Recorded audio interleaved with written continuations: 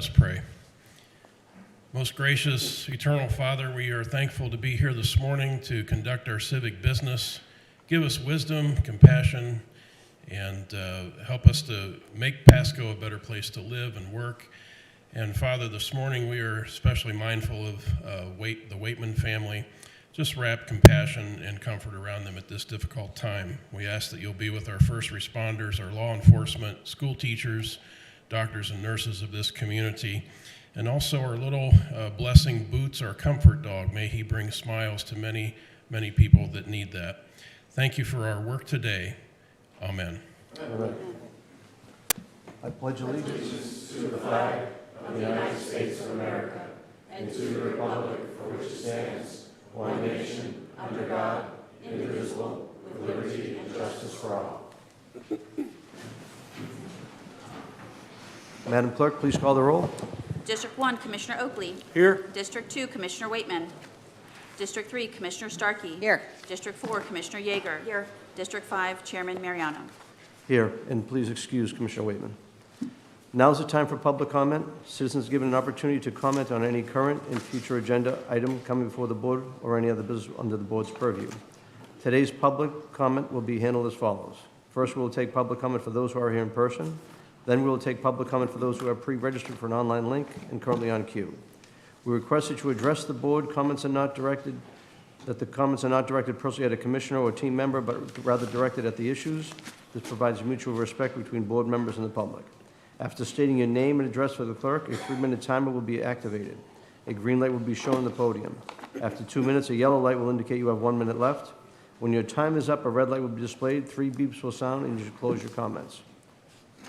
Online participants will be disconnected automatically when their time is up. Madam Clerk, do we have anyone signed up for public comment? I have, I think 5 people signed up for public comment. I will call you in order of the way you signed. Before we get to public comment, I'd just like to make a statement. We are going to be continuing the item on Orange Lake Trail, Orange Bell Trail. So if you do want to speak to that, you can wait, but we will not be discussing that item today. Thank you. Thomas Smyers, followed by Amy Baird, followed by Adam Brusselbeck. Mr. Smyers? Thomas Smyers? Thank you.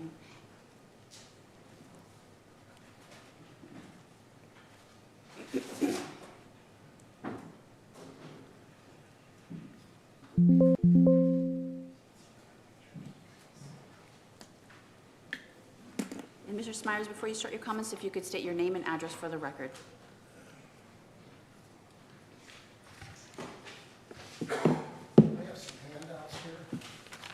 Move to receive and Move to file. approve, receive. Second. All in favor, say aye. Aye. Aye.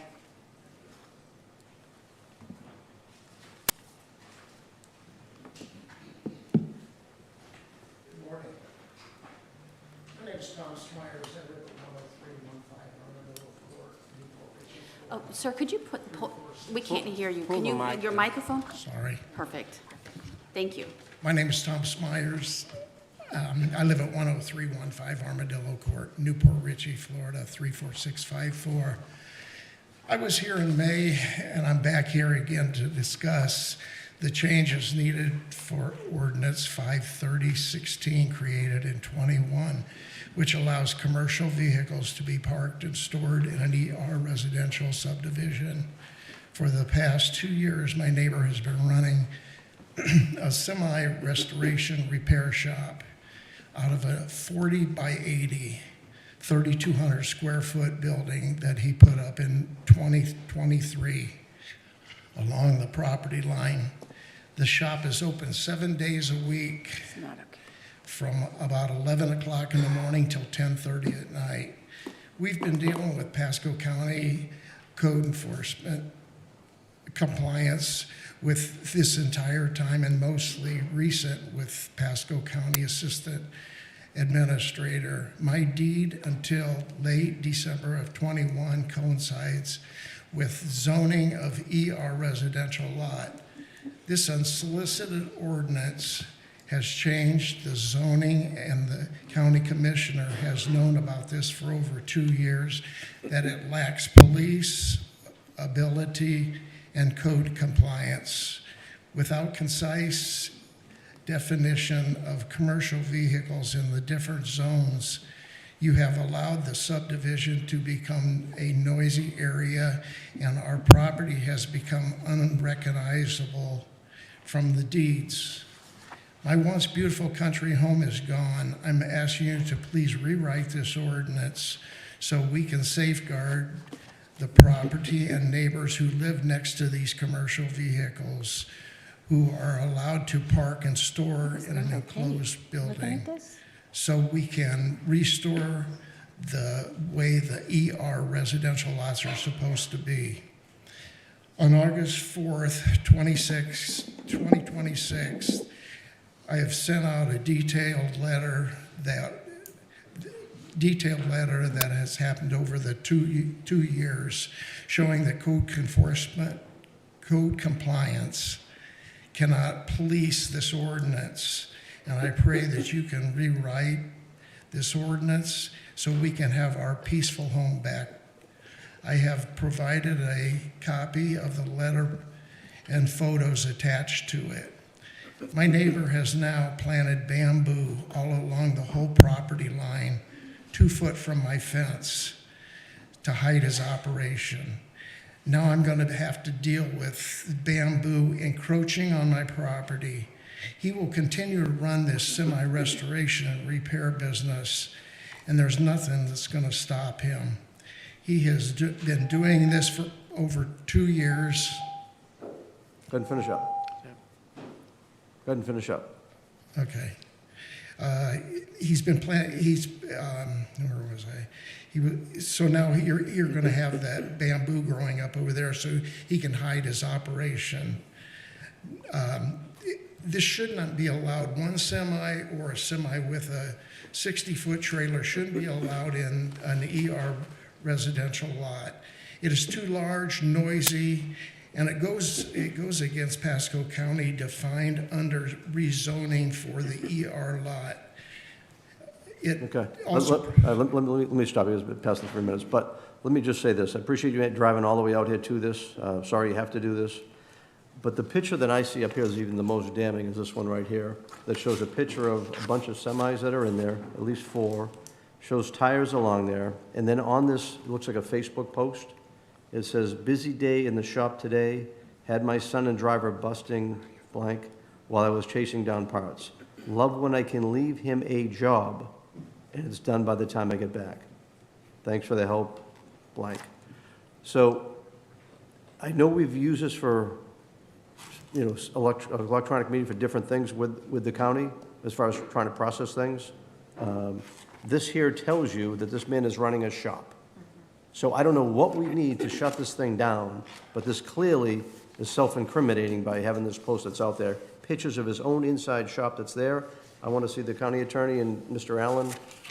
David, you could work with him right now, but you need to see this picture. This alone should be enough to get something done. Thank you. Thank you. Amy Baird?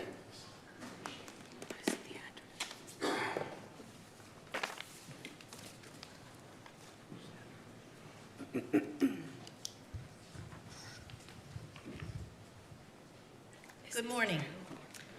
Amy Baird. I live at 8118 Plath Road, Newport Richey, 34653.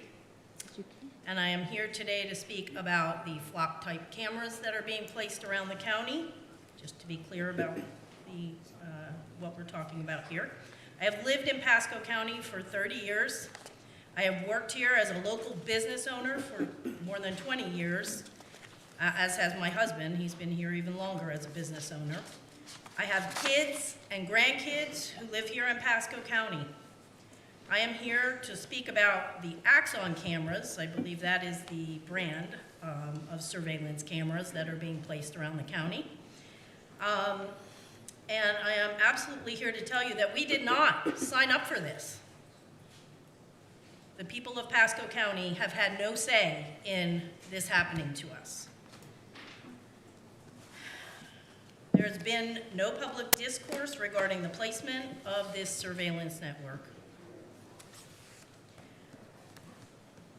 I am here to tell you also that the ways this can go wrong far outweigh any benefit to the police gaining information. There are too many risks. This is definitely not just license plate tracking, it is people tracking. The data that is being collected would absolutely require a warrant, and the Supreme Court ruling last Friday proves it.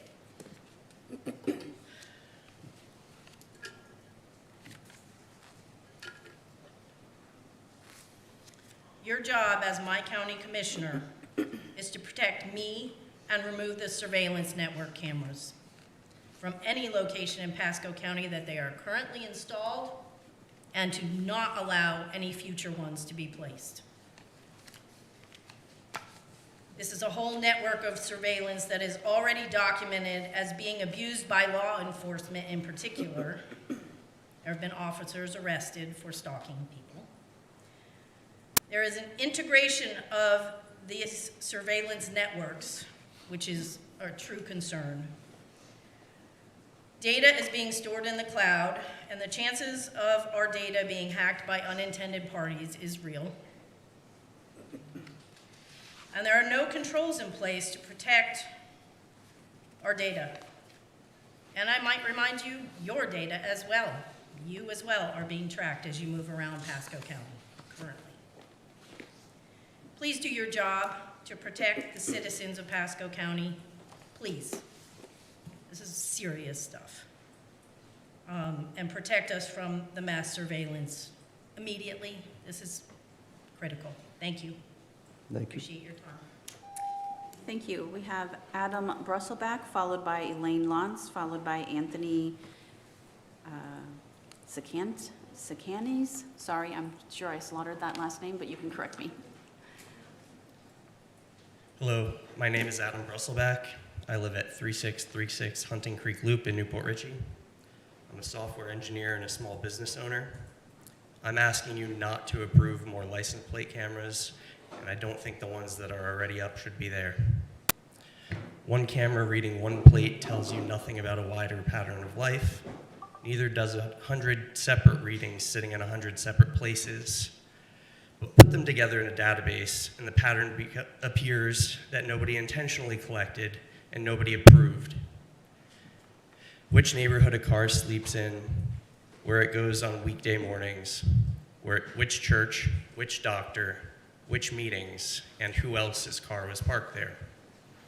That pattern isn't a single record. It comes out of assembling them, and once the system exists, assembling them takes a few seconds. There's a reason the Fourth Amendment exists. Before it, officers could search whoever they felt like without naming a person or giving a reason first. So the rule became that the reason comes first, and it must be about someone specific. A camera network runs that backwards. It collects on everybody, and the reason gets attached later, if one ever comes up. The excuse for it is that a private company holds the data instead of the county. That doesn't change what's on it or who searches it. You'll be told that the courts have approved this. Read the rulings rather than what the companies say about them. The Massachusetts case that gets quoted held that with enough cameras in enough places, this becomes a search that needs a warrant. It let the program stand because it was 4 cameras on 2 bridges. The vendors quote that outcome and leave out the reasoning. What's actually being bought here is the database. The cameras just feed it. With Action, the integration is the product: plate readers, body cameras, in-car video, drones, and a mapping platform wired into the state and national databases. All of it comes from the same vendor under one contract. Every piece added makes the pattern sharper. None of it comes back to this board for a vote. It shows up as a feature. So don't approve these and take down the ones that are already up. Thank you. Thank you. Elaine Lawns, followed by Anthony Sikines, followed by Nancy Hazelwood.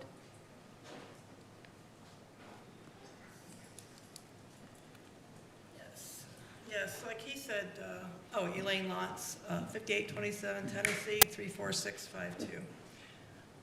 Yes, I'm against the cameras as well. When I worked for the county, we were a nonprofit organization, as all counties should be, government, and we were also not allowed to pray or put stuff on our desk unless other people with different religious beliefs were also allowed to put stuff on their desks, including Satan worshipers, Islamics, Jewish people, Quaker people, people of different faiths. So I'm really appalled that you're sitting here praying in a government building, because if anybody remembers history, there's supposed to be a separation of church and state. When you say the Pledge of Allegiance, justice for all, that means all. So anyway, about the cameras. Over 50 police officers, like she said, were caught using data from the data to harass women from past relationships, but only 25 were charged. And are they going to be disciplined? I don't think so. They're not disciplined for killing people, so I doubt they're going to be disciplined for this. I also know that Texas used the cameras to hunt down a woman who had an abortion, and that was her only crime. And this is ridiculous because we all know that there's more going on in Texas than one woman having an abortion. And I just have to say that I'm tired of women being harassed, hunted down, prosecuted, policed, and killed. Women are also being arrested for having miscarriage and judged for their life choices. So if you have all these cameras, you can track where they're going to the doctor, they're going to the store, what's going on. I know that a lot of government agencies want to start policing our bodies more than they already are, and I'm against that. I don't want to live in a Nazi Germany kind of police state. And I don't know if any of you are profiting from these cameras, but if you are, that's not good either. Thank you. All right, Anthony Sikines, and followed by Nancy Hazelwood. Good morning, Commission. Anthony Sikines, 13147 Summerfield Way, Dade City. I'm here today actually to talk about, I want to ask the board to end Pasco County's participation in the Sheriff's Automated License Plate Reader Network by terminating interlocal agreement CAO 25-0003. I obtained the agreement from the clerk, and its terms make the path forward very clear. It was approved December 10th, 24 as part of the consent agenda, and it passed without separate discussion. I don't raise that to accuse anyone of hiding anything, but a policy with implications with this significance for the privacy of Pasco residents deserves direct public discussion. More importantly, the agreement gives this board a clear off-ramp. So if you refer to the agreement, Section 2.5 requires the sheriff to obtain additional county right-of-way permit use permits for additional systems and locations. And it expressly says that the county may, within its sole discretion, withhold approval. So the county can stop expansion of this network right now. Section 3.2 allows the county to terminate the agreement without cause with 90 days written notice. Section 2.11 says upon termination, the sheriff must remove the systems and restore county roads where they were installed. So this board does not need to prove any misconduct. It doesn't need to establish a breach of contract or wait for a higher court to determine the constitutional limits of this technology. That's not a debate for here. This is a question of county property and county policy. There's a meaningful difference between a deputy observing a plate during police work and an automated network that records vehicles at camera locations and makes those observations searchable afterwards. I recognize this technology can be useful to law enforcement. I mean, we can all agree on that, but usefulness alone should not determine how much surveillance infrastructure government builds. I'm asking this board to take 3 actions today. I'm asking you. First, stop approving additional ALPR right-of-way use permits under Section 2.5 of the agreement today. Second, begin the termination process of CAO 25-0003 and provide the sheriff with the 90-day notice authorized by Section 3.2. Third, upon termination, enforce Section 2.11 and require these systems to be removed from county rights-of-way. We can support law enforcement without turning every available surveillance technology into permanent government infrastructure. The county wrote an off-ramp into this agreement, and I'm asking the commission to use it. Thank you. And Nancy Hazelwood.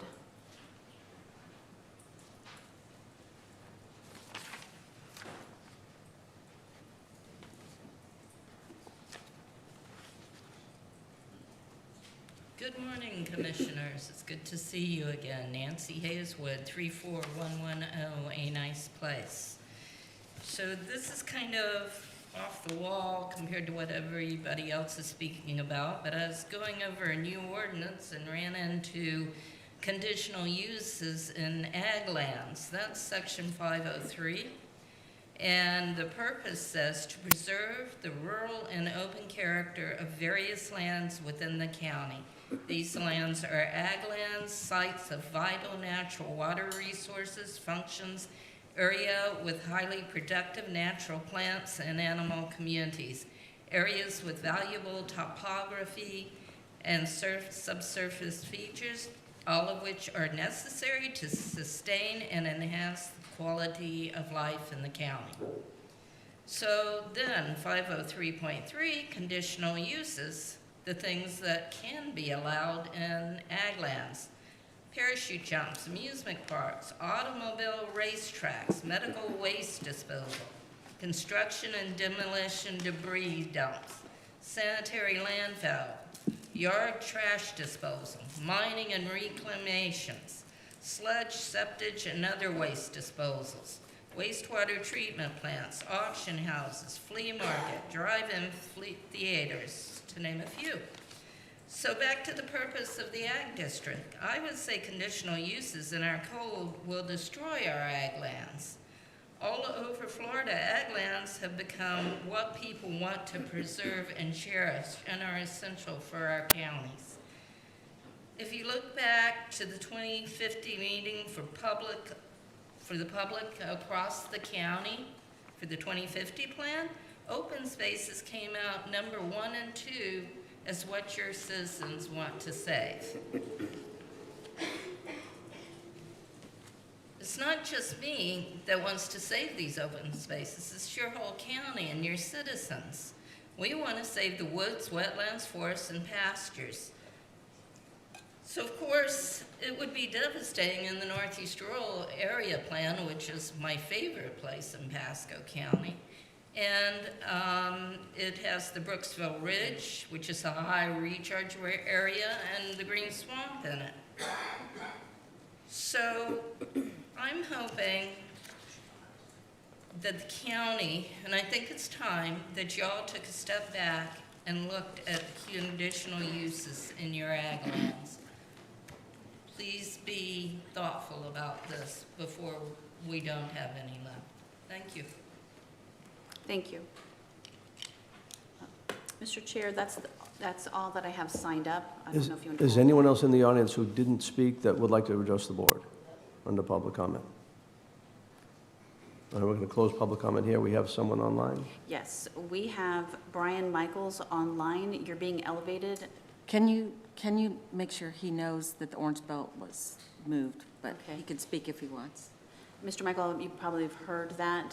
The orange belt item has moved. It's not on today's meeting. My understanding is if you speak today, you can, but you would not be able to speak again in the future meeting on the item. No, he No, can. he You still can? could. Okay, Yeah. okay. So you could speak on at both meetings. Cahill, is he elevated? He is. Okay. Mr. Michaels, you're muted. If you unmute, you should be able to speak, and we should be able to hear you. Yes, good morning. I'd like to reserve my right to speak once the item is put on the agenda, if that's possible. So, Mr. Michaels, I misspoke. You have the right to speak now and again in the future when it is before the board. What is your pleasure? I'll go ahead and speak now. So I'm a bicycle pedestrian advocate for Pasco County. Pasco has the opportunity to pose something that will last for decades, which is the Orange Belt Trail, which is a 37-mile trail throughout Pasco County. I recently reviewed the alignments for the Orange Belt Trail and would recommend that the Board of County Commissioners approve the staff recommendations for the new alignments. Okay. Okay. All right. Thank you very much. All right, thank you. Is there anyone else on virtually? Okay. Mr. Cannon, you are being elevated. Hold on just one moment. Okay, you should be able to speak. If you could just take yourself off of mute, state your name and address for the record, and then begin your comments. So my name is Jeff Cannon. My address is 9130 Magnolia Street. And I just wanted to speak regarding the flock camera situation. I don't know if the county commissioners realize when they signed the interlocal agreement and the sheriff signed continuing agreements with flock safety, there's actually a clause in there that allows flock safety to use Pasco County's data even after the contract's terminated. And the wording basically states that they're allowed to use it for training purposes or to create better services for those that they provide service to. So the issue there is that basically opens Flock to use Pasco County's data that it's collected indefinitely, perpetually, worldwide, and even after that contract is terminated. Why would anybody in their right mind enter into a contract that has clauses in it that lock you into something forever? Now, I know that the sheriff's office defense to this part of the contract is that's so they can share it inter-office with other agencies. The issue is that's not what the contract says. So I would encourage the board to terminate the interlocal agreement. And if we move forward, we need to explore what these cameras are really doing and what the contracts really say. And I yield my time. Thank you. Thank you. Anyone else for public comment virtually? I don't believe the other two who had previously signed up are on. Is that correct? Okay. So Steve Churchvara, you are being elevated. Hold on just a moment.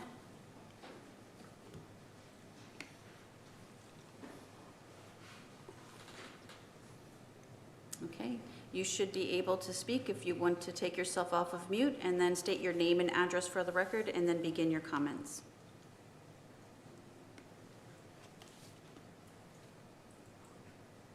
Mr. Churchvara?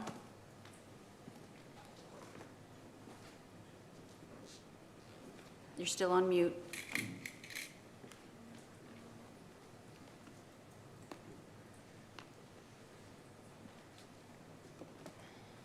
Mr. Churchvara? Last call. Oh, here we go. There we go. It looks like you're off of mute. Can you please state your name and address for the record?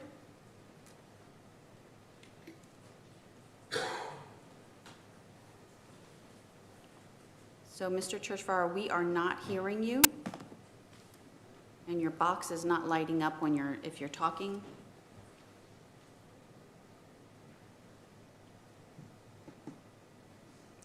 Mr. Churchvara, we are not hearing you.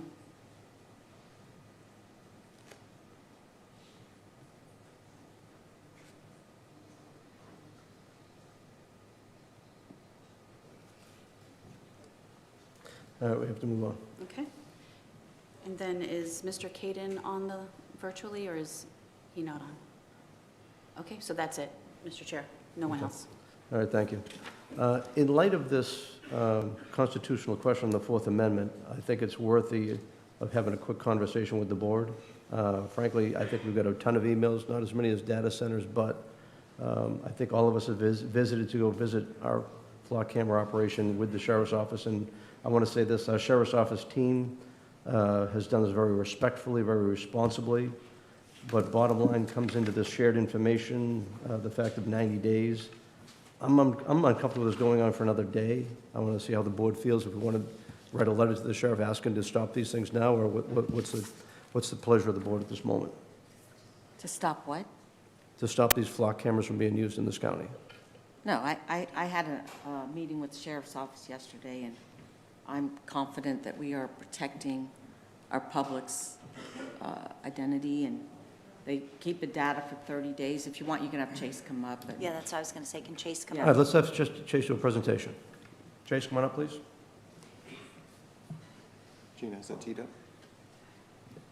As everybody knows, sunshine law prevents us from talking with each other about any of these items coming before the board, so, but in a situation like this, I think it's important enough. And Chase, thank you for the work with all of us to show us what you guys are doing. And again, I've got full confidence you've done it right, other than some other counties that haven't.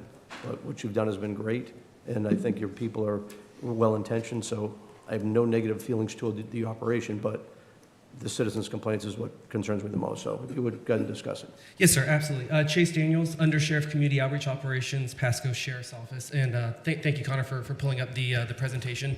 So this is a presentation that the members of the board have seen. Before I begin, I would like to just kind of respond to some of the public comment that we heard today. To begin, first regarding the Fourth Amendment issue. So there was a ruling in January from the 4th Federal District that held that these cameras, as long as they are in public right-of-ways, that there is no expectation of privacy in those public right-of-ways. So to begin, first I want to make it clear to the board and to the public that all of our cameras are put in public right-of-ways. That is why we have the interlocal agreement. That is why we pull the permits.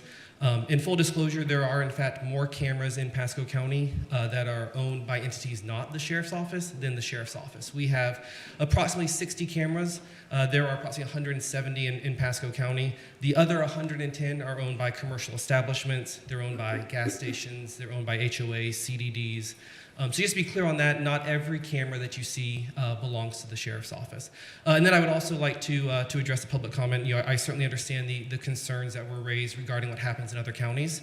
And as you'll see, we have policies and procedures in place that protect Pasco County from that happening. While I cannot speak to what may happen in Texas or what may happen in another county in Florida, we have had no violations. In fact, it is a state law violation to commit an act that violates this, just as with any of the other sensitive data that we have available to us. And then finally, addressing Mr. Cannon's concerns again before I get into the presentation. I had the pleasure of speaking to Mr. Cannon on Friday as well. I certainly appreciate his passion and his knowledge and his experience in this field. We are aware of that provision in the contract, and as this board will see, that is part of the data sharing agreement that helps us with other law enforcement agencies. So there's a success story that I'll talk about where a young juvenile was found in South Carolina in approximately 12 hours. That data allows us to share with other agencies. A juvenile that had been kidnapped. Yes, ma'am. We suspect it was possibly being human trafficked. Thank you very much. And so that allows us to share that information with other agencies instead of us having to pick up the phone and call every jurisdiction along the way where she was possibly going. It allows that information. And again, that is all governed by our policies. State law allows us to maintain the data for up to 2 years. A county to our south, again, I don't want to speak to other counties' policies and procedures, but a county to the south of us maintains the data for 180 days. We maintain the data for 30 days, and then it is purged from the system. So to address Mr. Cannon's concerns regarding in perpetuity and things like that, our data is purged for 30 days. Let me stop you for a second. Yes, sir. So you say it's purged from our system. What he's talking about is Flock has the data. They're not purging the system. They're keeping the data, and they're selling the data. It is purged from the Flock system as well. That's part of our contract. They follow our policies. So whenever we say it's purged for 30 days, so the in perpetuity, so for instance, if we switch vendors, which we are in the process of doing, what happens with that in perpetuity after the end of the contract that Mr. Cannon is referring to is for the duration of that 30 days. So if we do a license plate read on the last day of our contract, that data will be held for 30 days by Flock. That allows us to search that for 30 days even though our contract has ended with Flock. But it is not maintained by Flock after the 30 days. Every agency has different standards and procedures, and like I said, the minimum in Florida is 2 years, and it's purged by Flock. We purge ours after 30 days. Chair. And also, Chase, can you just inform the public how many years we've been using these? And also, you know, if you go to Lowe's, you go to Home Depot, I mean, everywhere, that these cameras are privately owned by other people, which you stated, but really, most of them are owned by other people. Yes, ma'am. And then I'll get into the presentation if it pleases the board. But yes, ma'am. So there are approximately 110 cameras in the county not owned by the sheriff's office. As I said, we own approximately 60. So we have had these in the public right of way since the interlocal agreement was passed on, I believe it was December 10th, 2024. Prior to that, we did have access to cameras whenever CDDs or HOAs voluntarily shared that information with us. It's not something we reach out and ask for. Or if a Lowe's, for instance, had perhaps a robbery or a burglary and they shared their flock data with us, we did have access to it before then. Where this really all began was roughly 2014 with a company named Vigilant, and it was used by tow companies. So they would use license plate readers on tow trucks to know perhaps a car that they needed to repo or something like that was driving along. So we did have access to that data, again, on a company willing to share the data with us, or a CDD or an HOA willing to share the data with us. For our purposes, we've had these in the public right away since December 10th, 2024 with that interlocal agreement.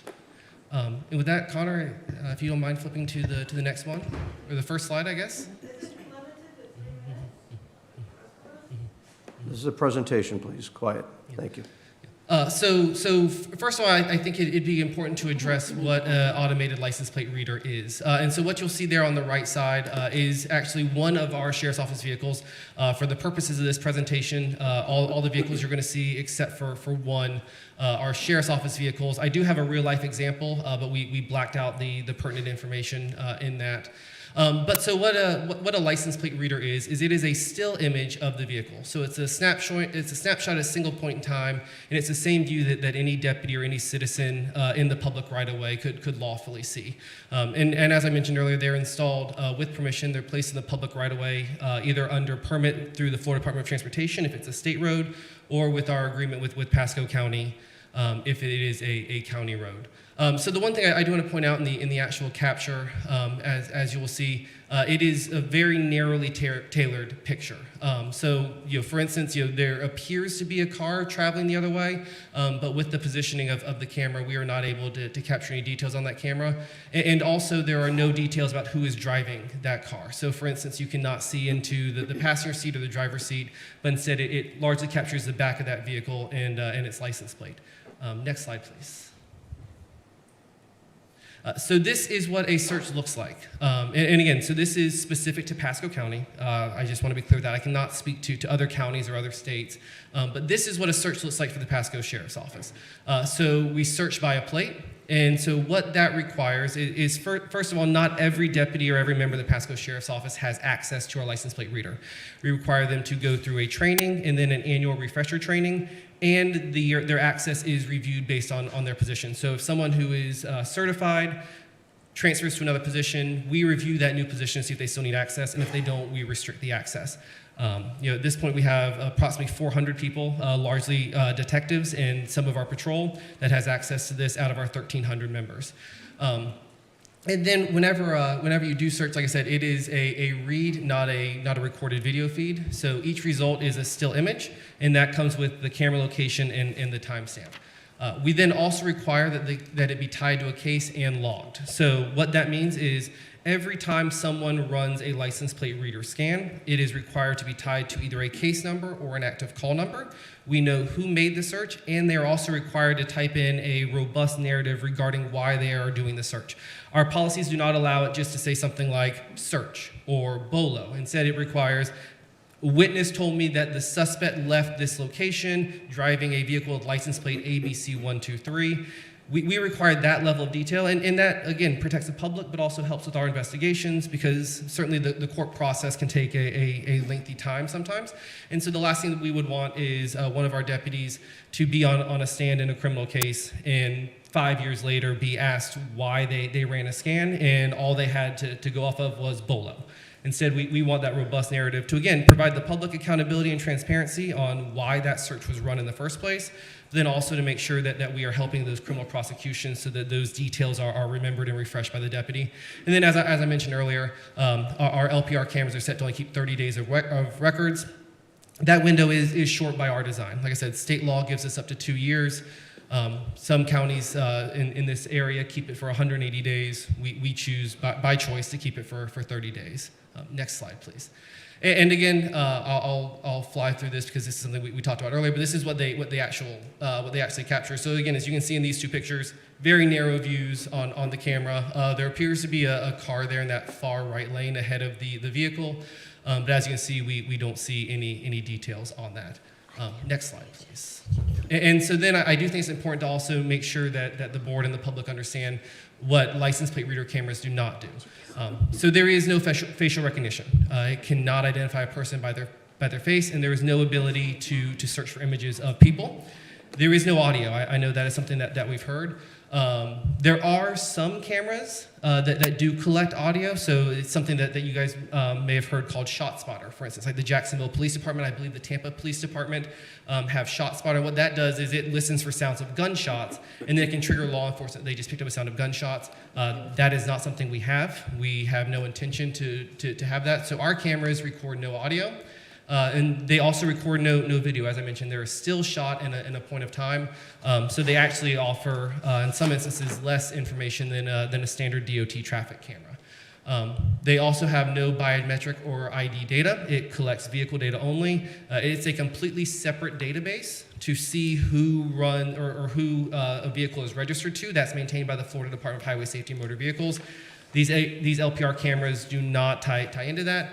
All we know is this license plate went through this intersection at this time.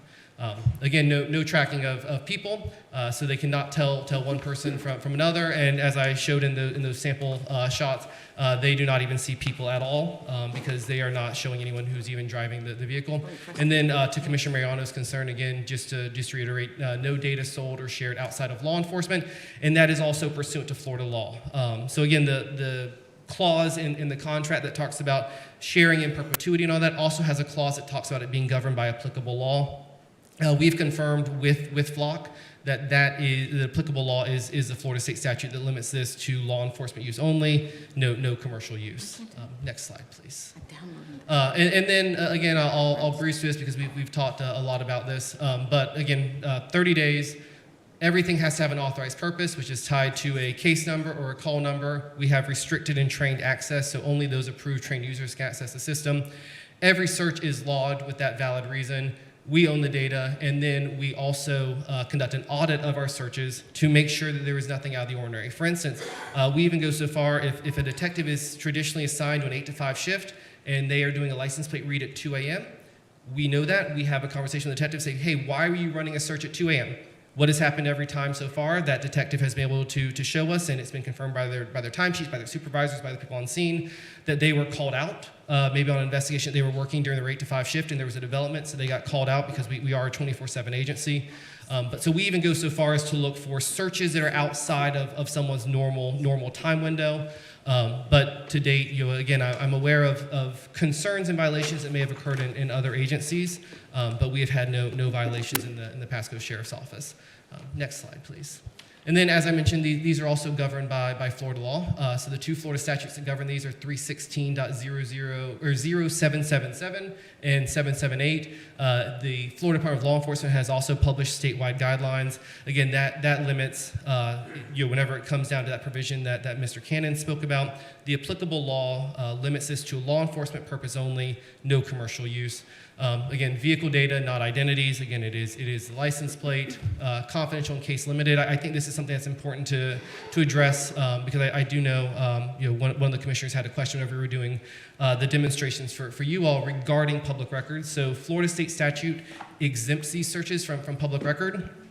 So if some company or entity was interested in the data, wanted to do a public record search for all of our license plate scans, they would not be able to obtain that information. Again, it's confidential, exempt under Florida Statute 119.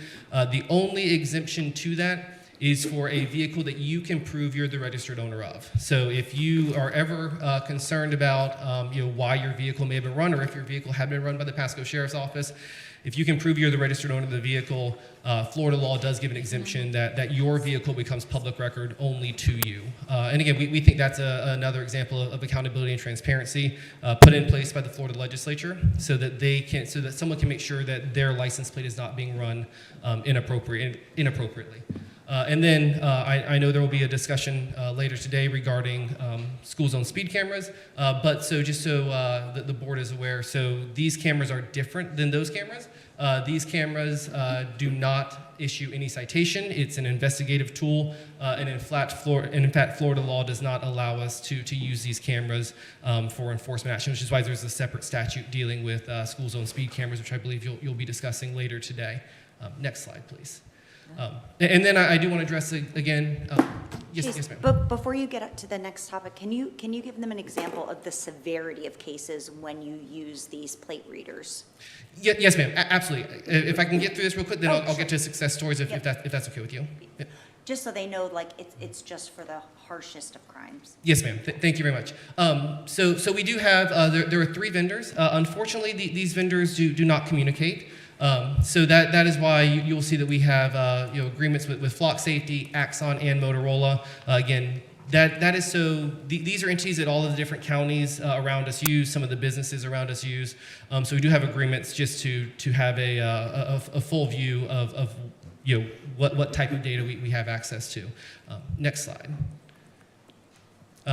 Next slide, we've talked about that. This is just the interlocal agreements and the right-of-ways.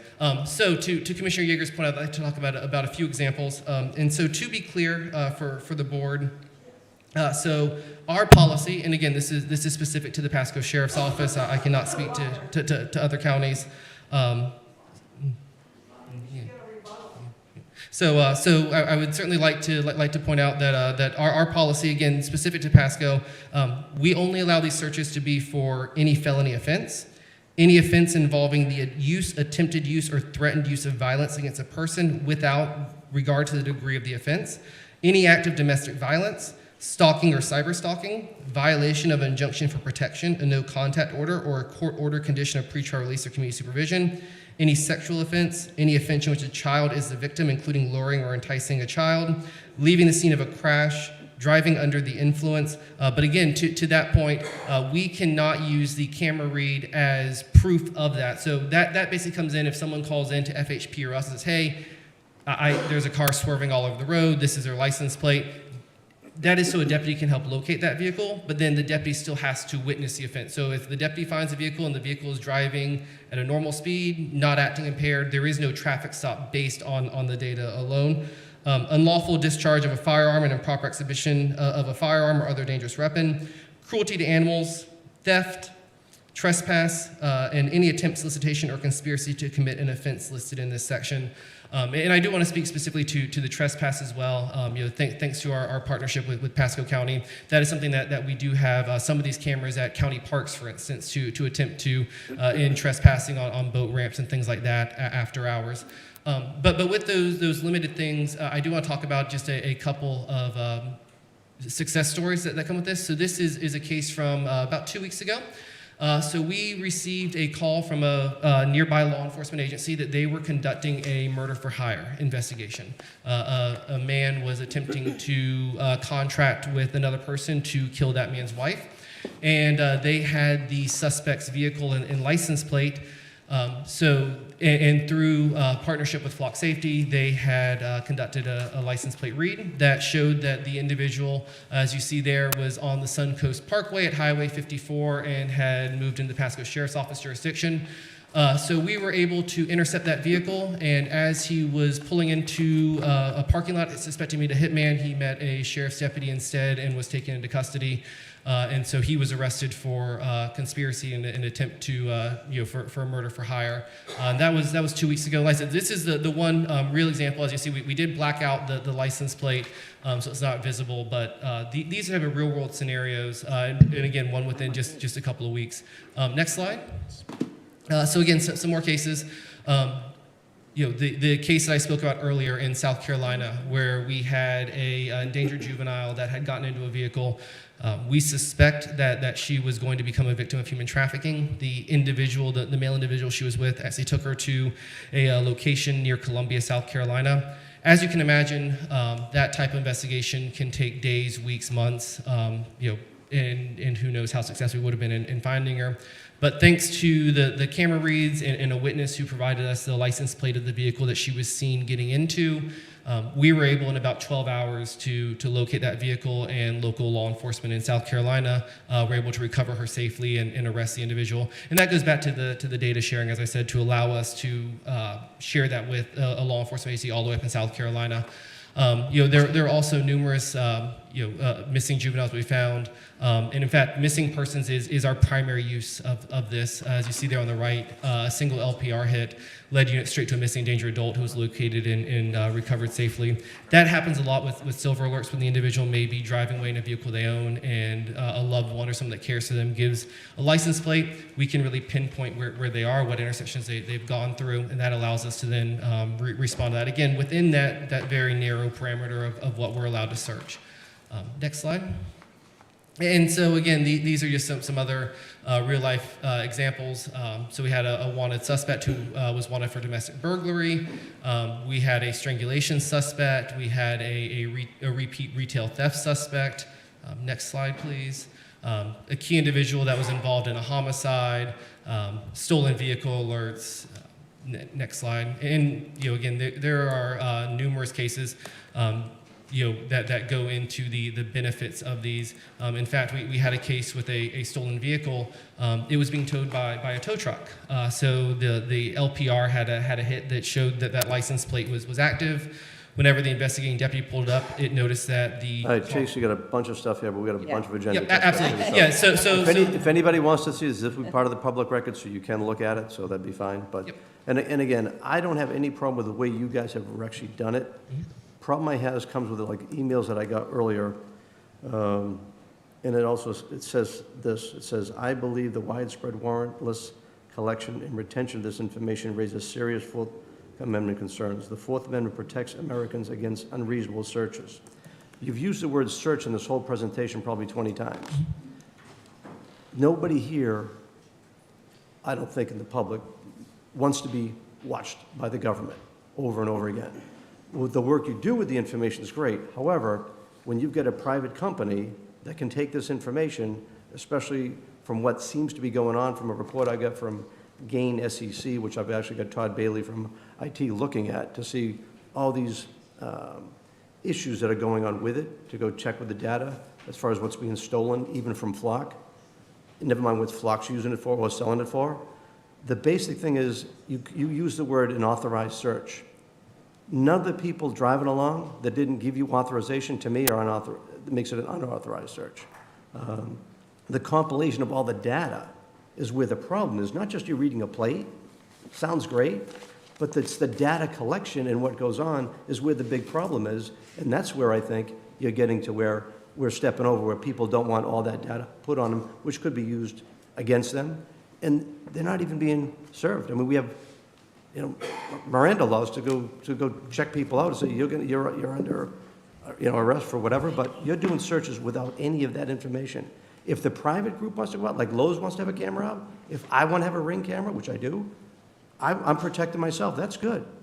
But for us to go put it in the public right away to collect this data, which could be used who knows how many other ways, in a negative way, never mind all the good ways, but the negative ways, to me, it goes against the American liberty that we have. So I'm going to say to the board, whatever you want to do is fine. We can't do this today, but I'm going to tell you, I object to these. I want to see them pulled, and can't be done today anyway. But I think, depending on what happens, we'll see what the public wants to say about it. But again, I got strong concerns to it, and I do want to see them pulled, and I want the contract ended. We do have the interlocal, we can do it, but it's up to the board. Chair. Commissioner Yeager. So, Chase, just to clarify, you said you had to have a case number, correct? Correct. Or an active call. Yes, ma'am. So you're not just searching random people. You have to have a case number. You have to be a criminal. And it has to fall within one of those 14 authorized uses. So we're the not calls. just searching people that are driving to Publix. Correct. And the question is not that they're doing it. I'm going to call data's point of going on. order. We got a lot of Rs, and we got to get them done this morning. This is not on the agenda today. I recommend we bring it back for discussion. I think we should. Thank you. I agree with that. Thank you very much. Yep, I agree with it too. But again, like data centers, rather than something explode, I want to get the conversation out there. So, Chase, thank you. And again, I don't have a problem with what your team does, but the other issues. Okay, so consent agenda. We have a No, few but pulled. Resolution, I'm sorry, resolutions. Now, Yeah. now. All right, we'll go to resolution number 1. If you're here for the celebrating the 250th anniversary of the founding of the United States of America, please step up to the podium.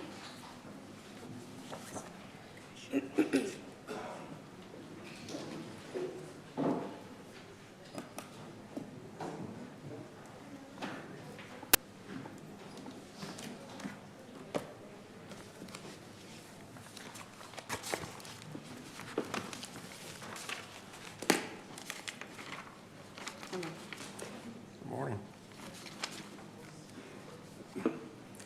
Good morning. I will go ahead and read the resolution first. By the Board of County Commissioners, resolution number CAO 26-5169. Getting feedback. A resolution by the Board of County Commissioners. I'm going to go ahead and read it even though I hear a little bit of feedback.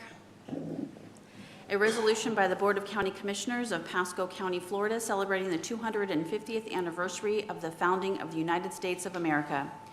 Whereas on July 4th, 2026, our nation commemorated the semi-quincentennial anniversary of the signing of the Declaration of Independence. And whereas the journey towards this historic milestone is an opportunity to reflect on our nation's past, honor the contributions of all Americans, and look ahead to the future generations who will carry forward the ideals of democracy and individual liberty that makes the United States a unique nation in the world's community. And whereas the state of Florida, through the Department of State's Division of Historical Resources, protects, preserves, and shares our Revolutionary War heritage through our museums, conservation labs, collection facilities, archaeology programs, master site file, and historical marker. Are the mics off? Okay. And historical marker program. And whereas Florida became a U.S. territory in 1821 and was admitted to the Union on March 3, 1845 as the 27th state. And whereas the National Society Daughters of the American Revolution is a non-political women's service organization established in 1890, whose members are lineally descended from patriots of the American Revolution. And whereas through the President General's leadership, all daughters are spending the next 3 years illuminating our legacy by celebrating our nation's rich history and diversity, promoting belonging through membership and dedicated service to God, home, and country, and by completing projects in unique, local, and impactful ways. And whereas from the 250th anniversary of the Boston Tea Party in 2023 until the 250th anniversary of the signing of the Treaty of Paris in 2033, daughters are celebrating our nation's rich history and diversity of experience by honoring all men and women who achieved American independence. These patriots, believing in the noble cause of liberty, fought valiantly to establish a new nation. Now, therefore, be it resolved by the Board of County Commissioners of Pasco County, Florida, that said board hereby celebrates the 250th anniversary of the founding of the United States of America, done and resolved in regular session with a quorum present and voting this 11th day of August 2026. Move approval. Second. All in favor, say aye. Aye. Aye. Well, welcome, ladies. Thank you very much for coming forward. Please.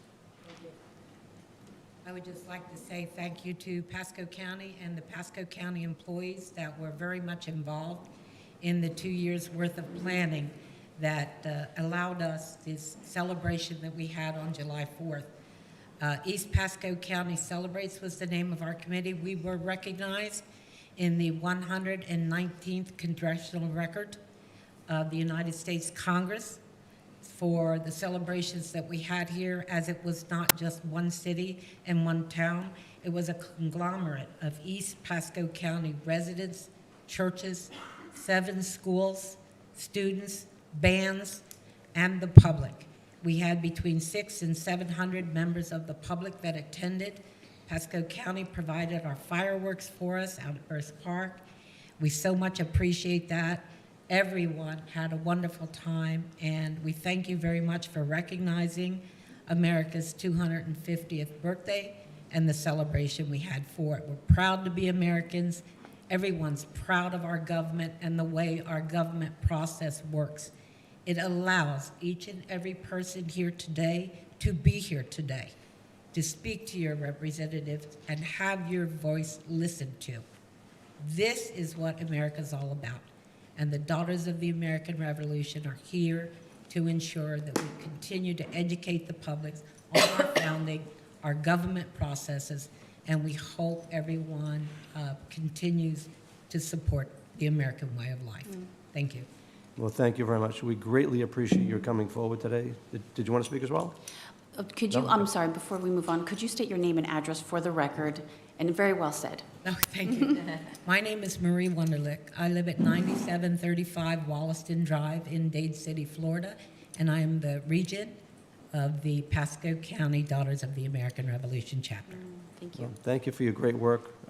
I think remembering the history of this country is so important, and to celebrate it even better. So thank you very much for coming forward. I will plug in one bit of advertisement, please. On November the 14th of this year, we will be having our annual U.S. flag retirement. We have collected over 1,000 U.S. flags that are no longer able to fly from East Pasco County residents.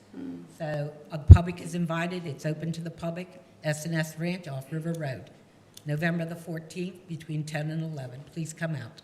All right, thank you. I want you to know I wore my favorite patriotic tie just for you today. So we get on and take a picture? Yeah.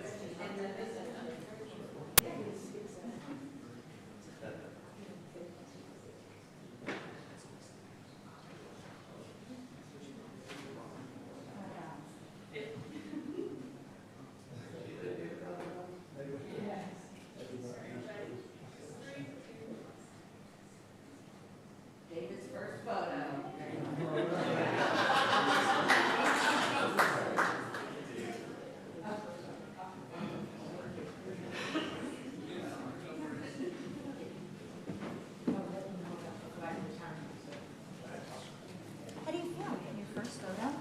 Great. I almost did in the wrong spot, but I'm great. There's no wrong spot. We have got to get done before 12. We'll do RS2. Okay. All right, if you are here from Baduco Foods Incorporated, if you could please step up to the podium.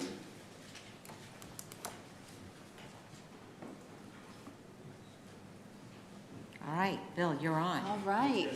Or we can move this to another, board members, do you want to move it? To another meeting? Yeah, let's, Want to move it to another meeting? obviously it wasn't coordinated or something. Another meeting? Are they not here today? Nope. All right, I say let's move it. Let's move it. We'll continue, we'll bring it back to the next meeting, back over here? Yeah. Okay. Move it to another meeting Okay, next meeting. and present. Very good. Okay, now we'll go to the consent agenda. We have a few items for pull. Okay. First one is C25. Pull and discuss. C31, pull and discuss. C46, pull and discuss. C50, pull and discuss. C55, pull and discuss. C55 or C54? 55. Do I And have- I got another one too. I have C, I'll get to that. Okay, C46, pull and revise, and then C54, pull and revise. gotcha. Are there any other items to be pulled? Move approval of all items left on the agenda. Second.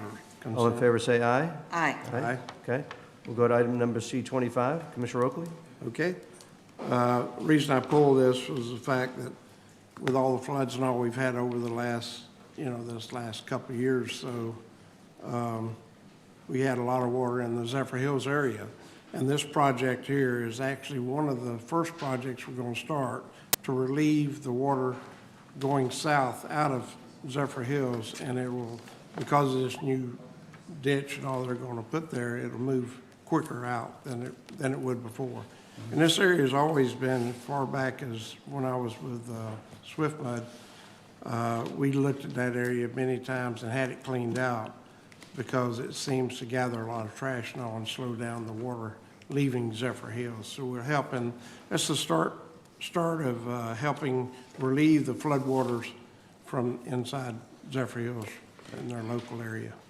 Well, I remember, Commissioner Logan, when you were first running for office, you were not only on your side taking a look at it, you were watching our side very closely with the flooding. So this is Yeah. an exciting project to come forward. I know you've worked hard, and I think you've known all our board members were actually over there supporting you. When the governor came in, we had all the flooding going on out there, but Yeah. between that and the Four Rivers project, I think we're moving in the right direction, so it is a great item. So this is a start. It's not a fix for everything, but it is a start to the program, so, yeah. Do I have a motion for approval? Move approval? Second. All in favor, say aye. Aye. Any opposed? Okay. Commissioner Starkey, C31. So I wanted to bring this to your attention, I never heard of this, the Employment Opportunity Compliance Service. It's not a lot of money, but to me, this is like another, like Davis-Bacon, so could someone please explain why we have to do this? And is this another federal issue I need to be bringing up at FAC and NACO? Who's gonna talk, who's gonna take it? What? Oh, he's just walking by. Well, Oh, he's up for it now? all right, is it an engineer? He's a good Who is trick. it? Keep walking, Ralph. I will speak briefly to it, just, you know, the equal opportunity compliance is just, again, this is part of a LAP project, and so that's local agency programming. So that is, those are dollars that flow down from the federal government into the state government, and then they're dispersed for various projects. So as such, we follow federal requirements. This is just an example of additional dollars that we have to expend to ensure that there's compliance with various aspects of federal rules, and that could be a number of things, to include wages and making sure that all those things are intact. So, you know, I mean, you can look at it as $55,000 or 5% of the total project cost that is having to go to ensure That's compliance ridiculous. with rules that, you know, I mean. We're doing it. That we're bidding and doing a lot of things. So it's just, it's really an added cost.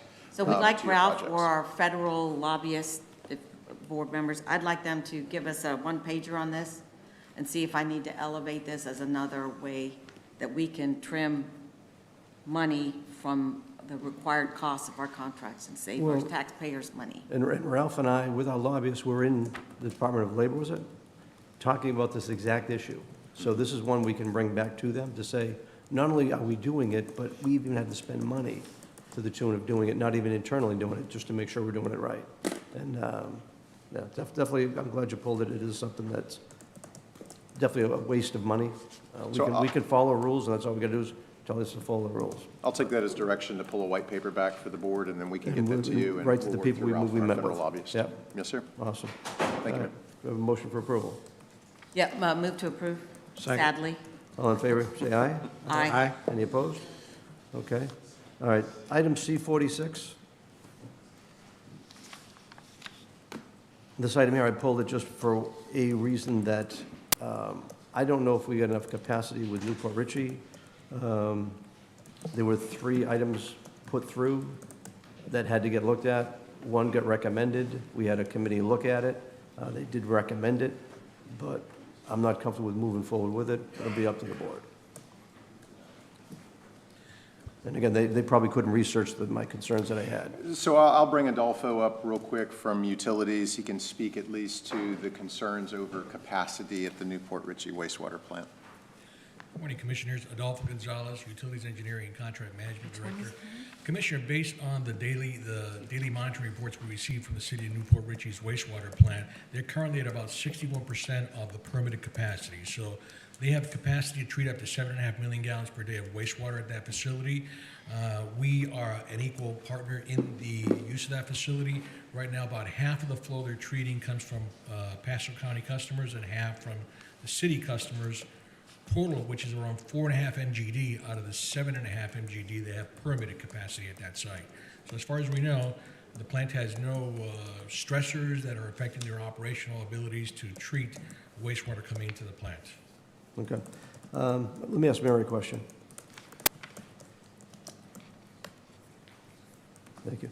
Mayor, if this, and this has to be done today, which is why we're bringing it forward, otherwise you would have continued it. But if this turns out there is no problem, we're fine. If there is a problem that we find out, we look at, is this something we can then put a thing to revoke our support? Morning. Good morning, Commissioners. Mary Theory on Community Development.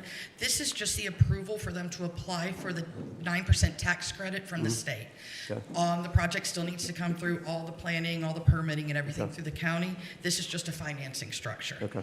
All right, so with that, I'm okay if we do move it forward, so I'll take a motion. I Move approval. also have the revise on the certification that was submitted was the incorrect one, and I have submitted the correct certification. Okay. So Move approval. Second. all in favor, say aye. Aye. Thank you. Thank you. Item C50, I just pulled this just for the one reason of if this property tax amendment goes through, we're paying, I think it's either 60% of the cost, they're going to pay 40% of the cost. It is our kids. But if this thing goes through, this puts this agreement type in jeopardy. The people have been aware of it, that if we do have an off-ramp, it is there that if this property tax amendment goes through, we may not be able to complete the project or put more fees in place to make it happen. So with that, I'm okay with approval. Move approval. Second. All in favor, say aye. Aye. Aye. Okay, and C55, Commissioner Wade was going to pull this. It's just a positive thing. Finally. So, Sure. Want to go talk to her? Ask Nina Elkin from Go Pasco. okay.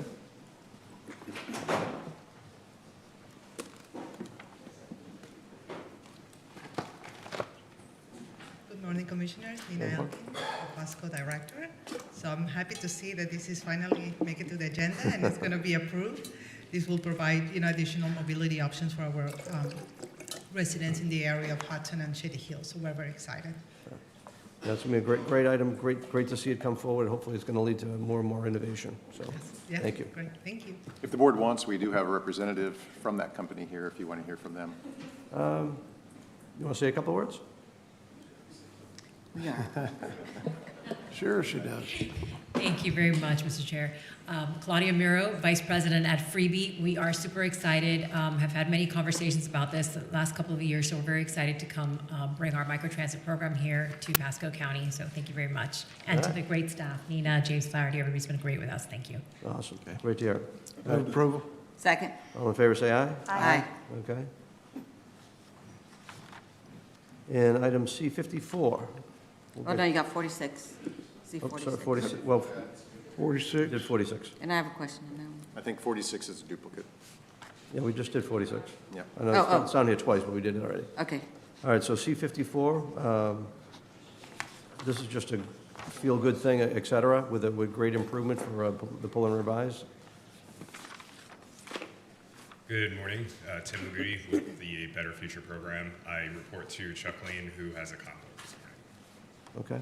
And the basic motion for this pull and revise is you're taking the term from what would have been a 20-year contract to keep it affordable housing, has now been agreed to go to a 100-year contract to keep it affordable housing. And I want to put a special thank out to the Vincent House is such an awesome organization.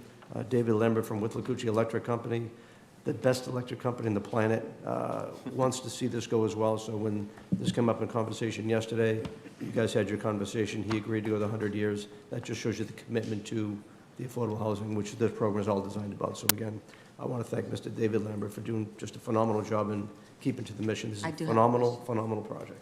I do have a question. And I love the project too. So this is to complete the last segment of it? Is that correct? And this may be a Kathy or David question more than you, because Tim is our consultant for the public. Tim's our consultant for our CDBG-DR money. He's not necessarily involved with Vincent House, right? Yeah, because I did the math, and this takes us to $9,215,000 from the county. I've got 4 or 5 years of CDBG-DR money, CDBG money, and then this is CDBG-DR money that's gone to Vincent House. So does this complete This completes this project, yes. Okay, It awesome. completes. And so there's 24 in this one and 15 in the prior? Yes, there are 39 units total for the housing, but I don't think 9.5 million. I think that was total for the building too. Okay, one of them went to the Vincent Academy Adventure Coast. Yes, that's what- the housing. That's the housing. Okay, $1.5 million, all right. All right, so was there any other funding that went to this project? Sure, there's federal funding that came into this project that Congressman Bill Arrakis got us. Also, there was over $1 million some dollars in private donations that came to this project as well. So multiple All right. donations around the county to make this project go. So. Okay, well, I'm in support. I just wanted to check on the numbers if we're done. Move approval. It's completed. Second. Thank you. Yeah. Have a motion and a second. All in favor, say aye. Aye. Again, a fantastic project. Okay, now we're going to go to time certain, 11 o'clock. Natasha Sherwood, CEO of AmSkills.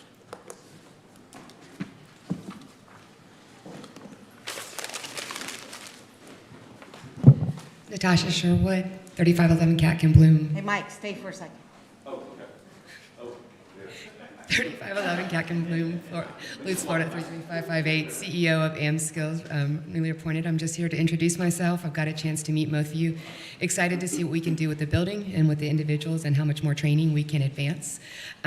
We are already moving and meeting just yesterday with new business coming in, offering them opportunities of apprenticeship. Reaching out, we are actively involved in 2 pay-for-performance grants from the Department of Labor that will bringing money in for infrastructure build-out as well as shipbuilding and defense industry manufacturing. So we'll be looking forward to bringing that in as well. And advancing additional trainings in forklift training, electrical, which we just did our first boot camp with electrical training, 2 hires from that as of yesterday. I know Catherine will be excited about that one. And an additional HVAC plumbing and a shipbuilding defense manufacturing. Other questions? Feel free. Natasha, what I really need you to do today, and I'm sorry if you're being bashful and shy, but I need you to talk about who you are and where you've come from and how you got here. One of my hardest things, but I am a 5th-generation Floridian. My great-great-grandfather homesteaded Pasco. Prior to that, prior to working with AmSkills, I have been a K-12 principal at a private school. I have worked in education from everywhere, Busch Gardens, Moffitt, Cancer Center, but most recently with independent electrical contractors on Florida West Coast. I started in 2019 and took our program from a red, owing money, to we now had $800,000 in the bank and $1 million building. We had 200 apprentices and now have 700 apprentices across the state of Florida. Started 2 new chapters in Tallahassee and Jacksonville. Contracts with the Pinellas Technical College, Pasco County School System, Polk County School System, Hillsborough Community College across the state, as well as sitting on the State Apprenticeship Advisory Council, the State CTE Council, and I sit as president of Florida Apprenticeship Association across the state. I also work with the Florida Commerce and the Career Source Florida grant for pay for performance from the Department of Labor. In addition, sit with Jobs for the Future, which is a national department intermediary, Manhattan Strategy Groups, which is the intermediary for the multi-state manufacturing, just announced yesterday. In addition, also travel across the country working on workforce development most recently, and the reason this doesn't scare me, is in front of Congress with a 5-minute time limit for the Department of Higher Education and Workforce Development. Yes, so we have hired the best person in the state of Florida to take AmSkills to the next level, so I'm really excited to have you here. Super excited. Does anyone else have any questions or? I'd just like to say that's quite a resume you just ripped right off. So this is kind of like back to when we got a superstar like Bill Cronin to come in to have these CEOs pick you. Looks like they did a great job. Yeah. This is exciting times. It's exciting. And I mean, Natasha is a national expert on workforce training and apprenticeships, recognized in Washington.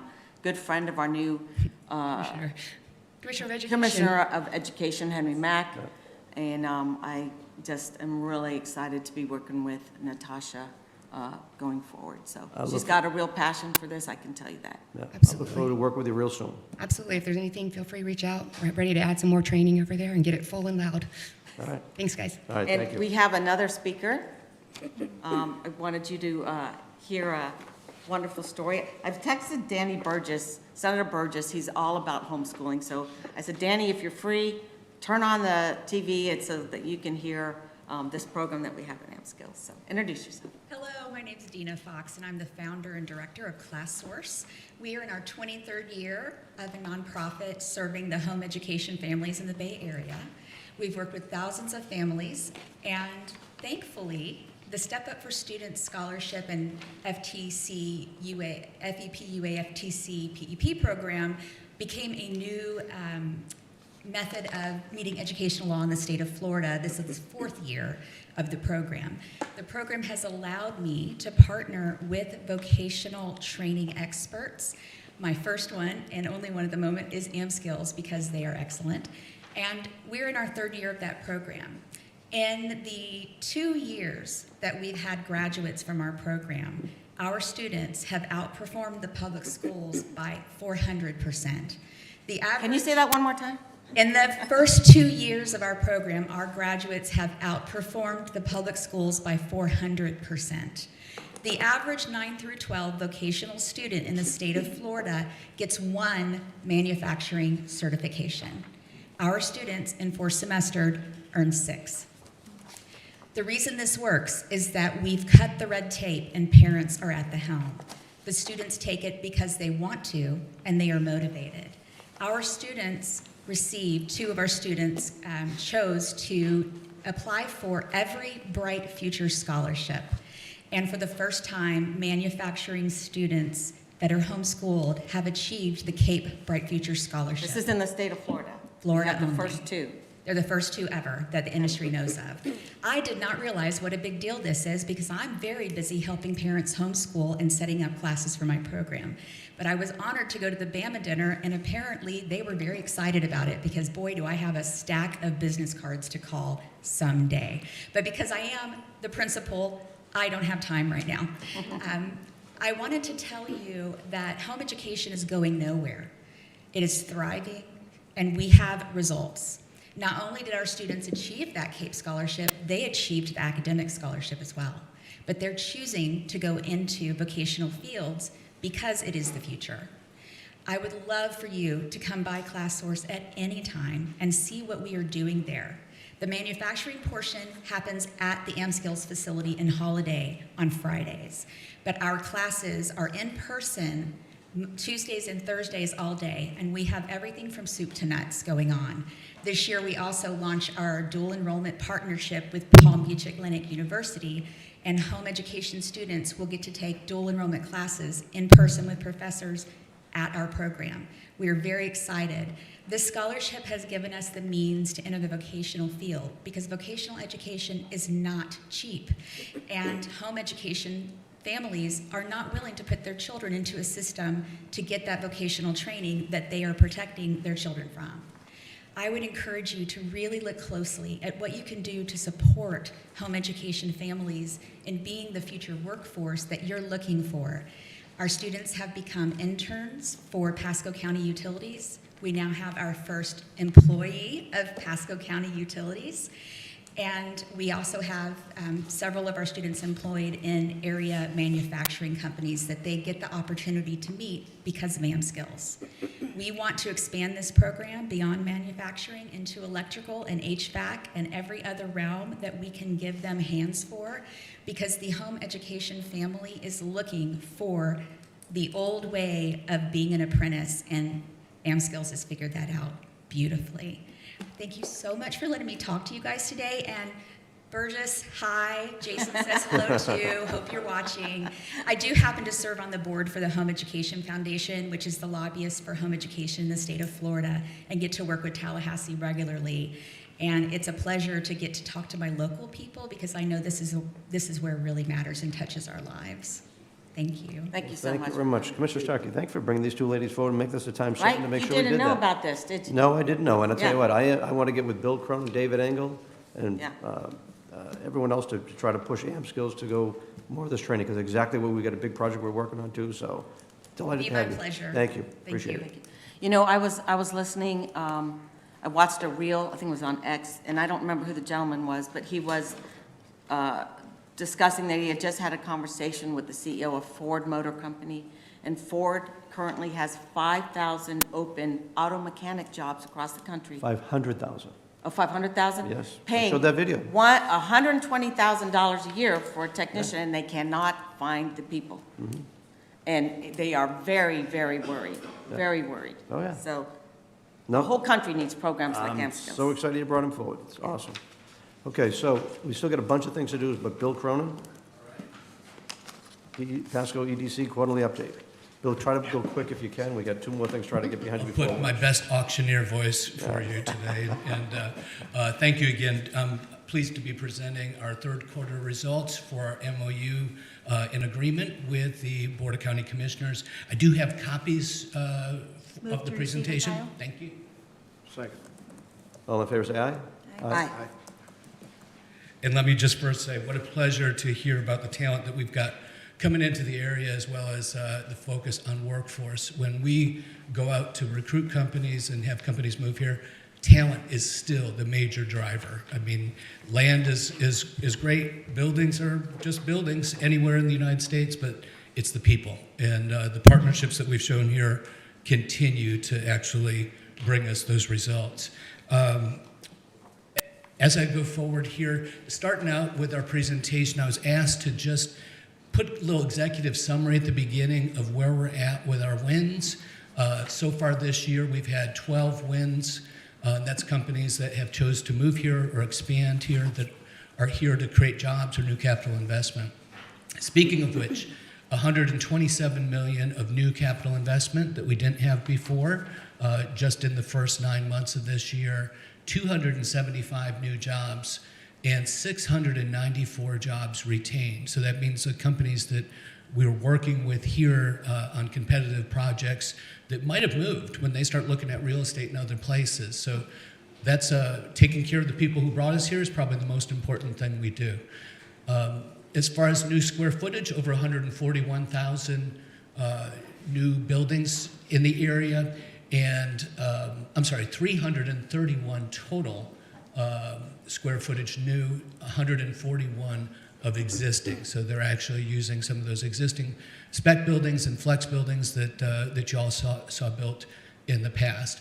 Average wages, most of them are above our county average. Some are as high as $130,000. Some really good wages, but a good mix in making sure that we've got the right jobs for everyone. So real quick in terms of our three mission focus areas: start, move, and grow your business here in Pasco County. The start piece, of course, is reference our startup community with Smart Start and our entrepreneurship programs.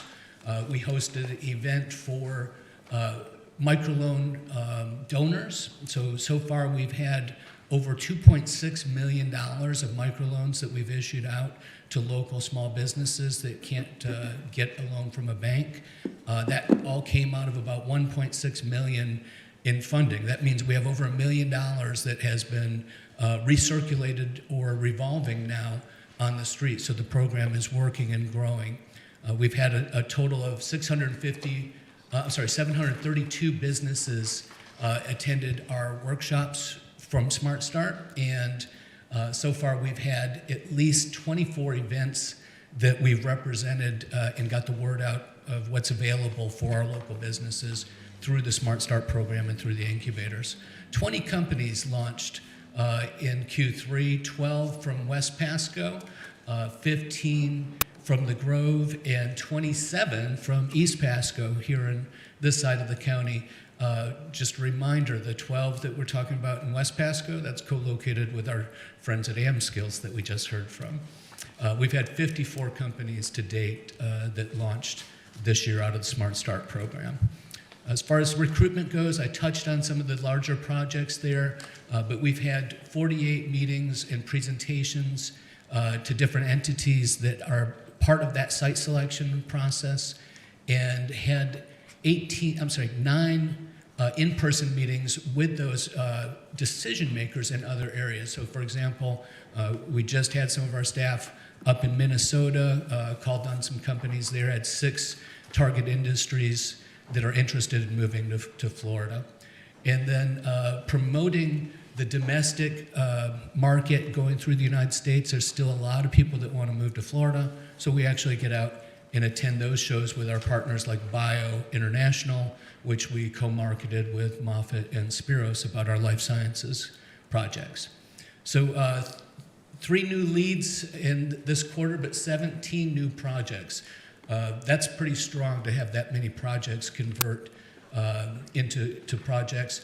Of those different submissions that we've had for RFPs, we've had 5 that include our Ready sites just this last quarter, 16 to date for the year, and over 28 RFPs altogether that we've responded for people looking for sites for their business. Move on to the retention piece of it, and this is really a good indicator of the health of our business community, because this is the existing business that we have that we're helping to grow. And that's, again, where we spend most of our time is with existing business, not getting new business here, but helping the ones that have already come here to help them to grow. We've had 44 meetings with companies that had challenges, and that's helping them to grow, to help remove obstacles. I'll have another slide to talk about some of those things that they experience and how we help them. Also, 50 different referrals to apprenticeship programs and workforce development partners like AmSkills. So when somebody asks about talent, we work together with our partners either in a joint presentation or a referral. And then we've had 79 participants of existing businesses here with local business retention and expansion resources, including a workshop we did with the sheriff not too long ago, webinar. Of that, we've had company visits, 44 year to date, and addressed 71 different issues year to date. And you see the different categories of what they're looking at in terms of challenges that most of our businesses are calling about. Right now, technical assistance is by far the biggest challenge that they've had out there. Still getting some on the permitting, licensing, where we work together with the county staff to help shepherd them through that process. And now, of course, the county has a new program with that small business reach program that's going to help them with permitting and getting through the process. And then also workforce, again, tends to be one of our biggest challenges. Is people want to make sure they're getting the right people when they're making that investment. So as we grow, there's more and more people here, and we have to help get those people to the right employers. That's what's going to make them succeed. And then overall for our business development, we've got 175 projects out there right now. And in that pipeline from this year, we've had 149. In that, most of them are still coming internationally. And some of those are big, some of those are small, but that means we're getting the word out. Domestic recruitment, about 3/4 of that total, and then local business is about 1/3 of that. Of the wins that I showed you before, we've had 7 that were local expansions. We've had 2 foreign direct investment wins this year so far, and 3 domestic recruitment. If you look at the number of leads that we've got coming in, the leads compared to projects, still pretty strong. And again, back when I first got here, we were working about 35 projects at any given time. So the bandwidth has increased, but so has the quality in our product. And I think one of the coolest things you're going to see coming up in the next year or so is a lot of those projects that came, say, 10 years ago, those incentive deals are all starting to sunset, meaning that you're going to start to see the full tax benefit of all of those companies that are coming in.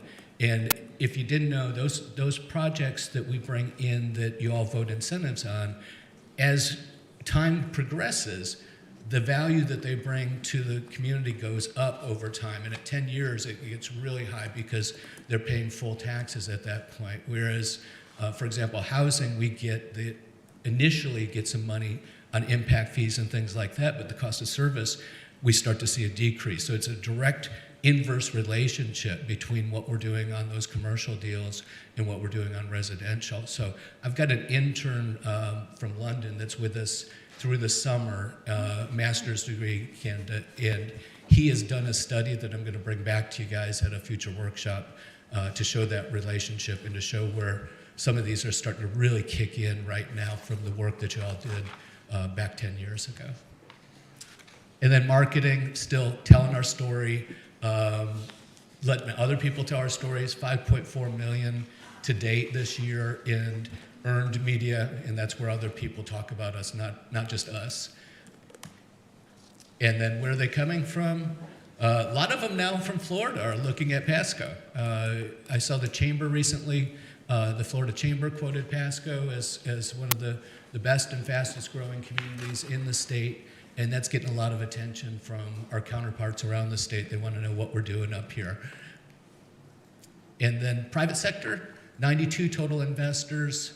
We've had 4 new investors this quarter. Adams and Reese, Banda's Construction Company, Barbas Kramer, and Frederick Watkins out of Tampa. We've got about $524,000 as of the end of third quarter in private donations and about $100,000 in event revenue that's also from our private side. So we're looking forward to this next, hopefully next meeting, talking to you about a longer term contract with the Pasco EDC, but also want to get on your calendars October 1st, our 38th annual awards to celebrate our local communities, businesses, and the Legacy Award for our Leadership Award, which will be for Mr. Michael Sierra. So I will stop there and see if y'all have any questions. How'd that do Any for questions? No, good job. All right, Bill, thank you very much. Greatly appreciate it. Thank you. In the interest of time, there's a item R58. I'd like to go to that item before we hit the other R61 item. I think this is something that I read the agenda item and I was afraid of it. It turns out that this is a product that I looked at months ago and I thought it was a great project, so I want the people to come up and speak to it.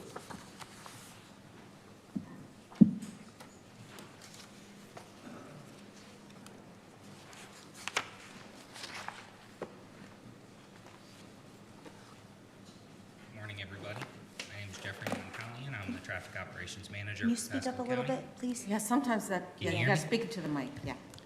How's that? Yeah. Okay. Morning, everybody. My name's Jeffrey Moncallion. I'm the Pasco County Traffic Operations Manager.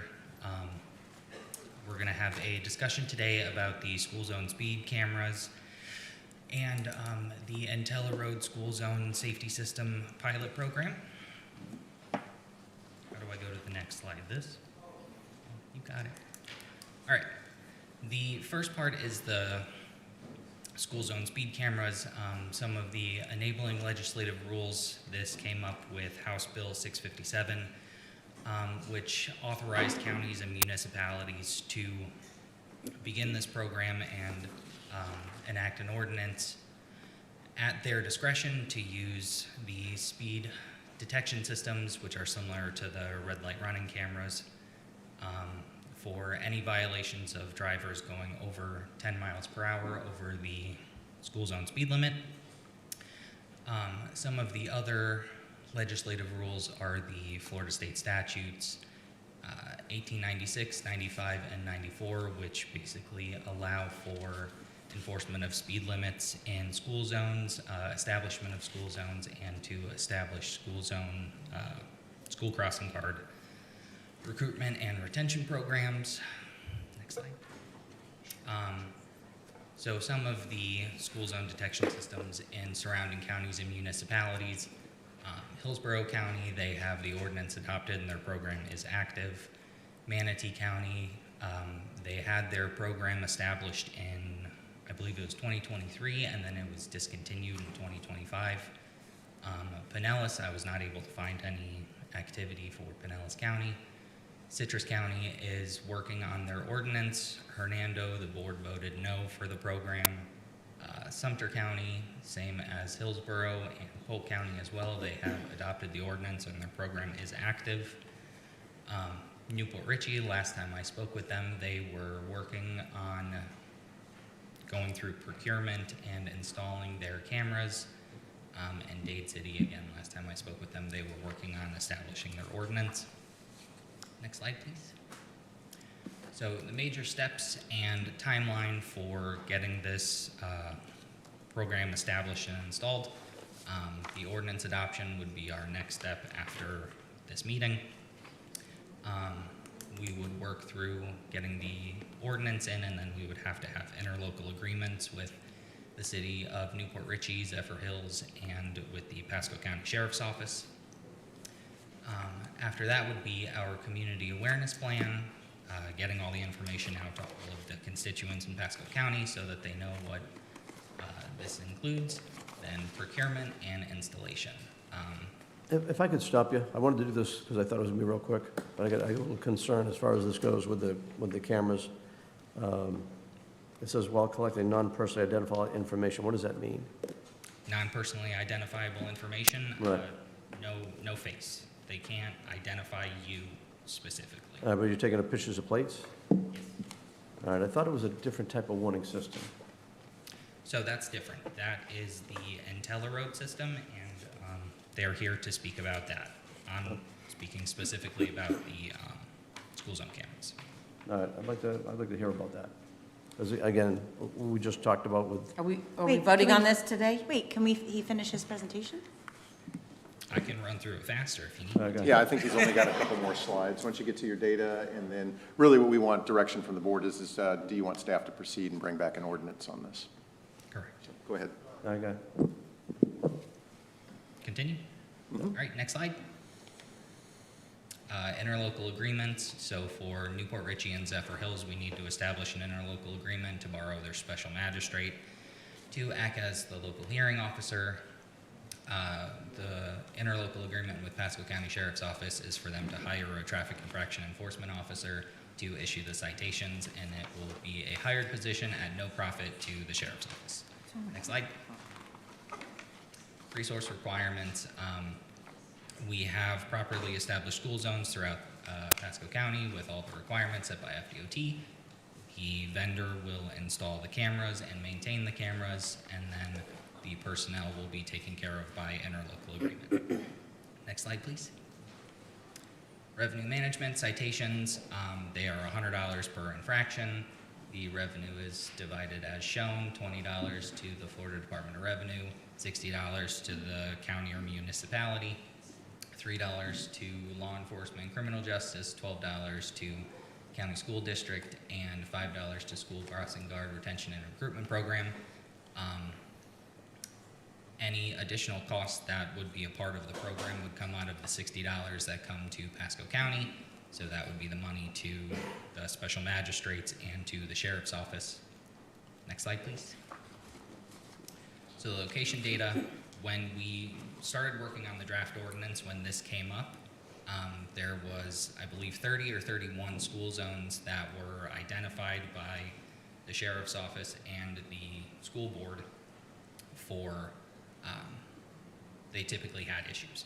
So we went through and gathered data on the posted speed limit, 85th percentile speed, active school zone speed, arrival and dismissal times, and then the average speeds that people were driving during those times to determine if there was an identifiable issue that would pose a concern to the students.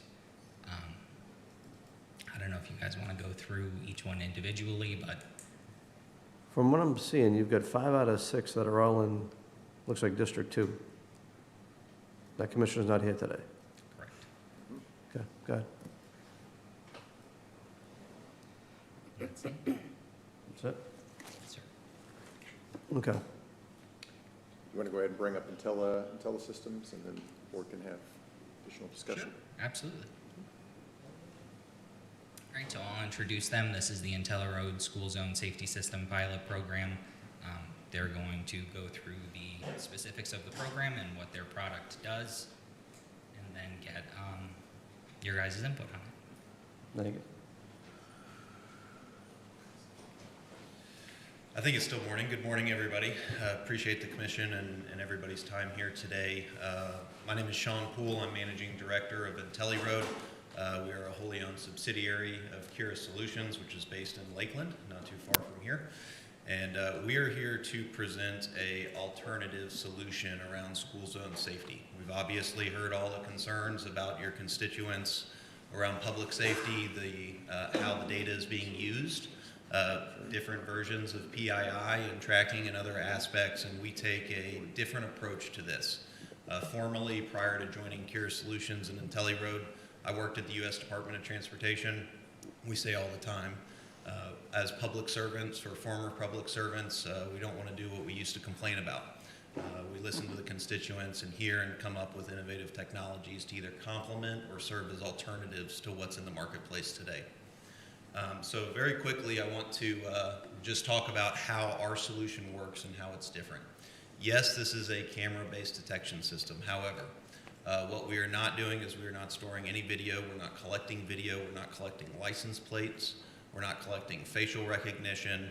There's absolutely none of that. There's no PII, no tracking involved in our system. And let me be very clear that the county owns all of the data that is collected. What we are collecting is we're using the detection pole there. You see the two cameras on top that point in each direction. What that does is it does a real-time monitoring of traffic. So it creates a unique identifier. That way everything is kept anonymously. So we just know there is a vehicle traveling in this direction at this speed.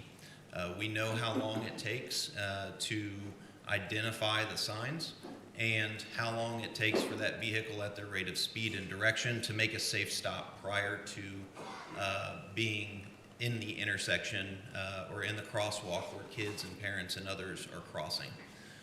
So with that in mind, we're able to, in real time, detect the traffic.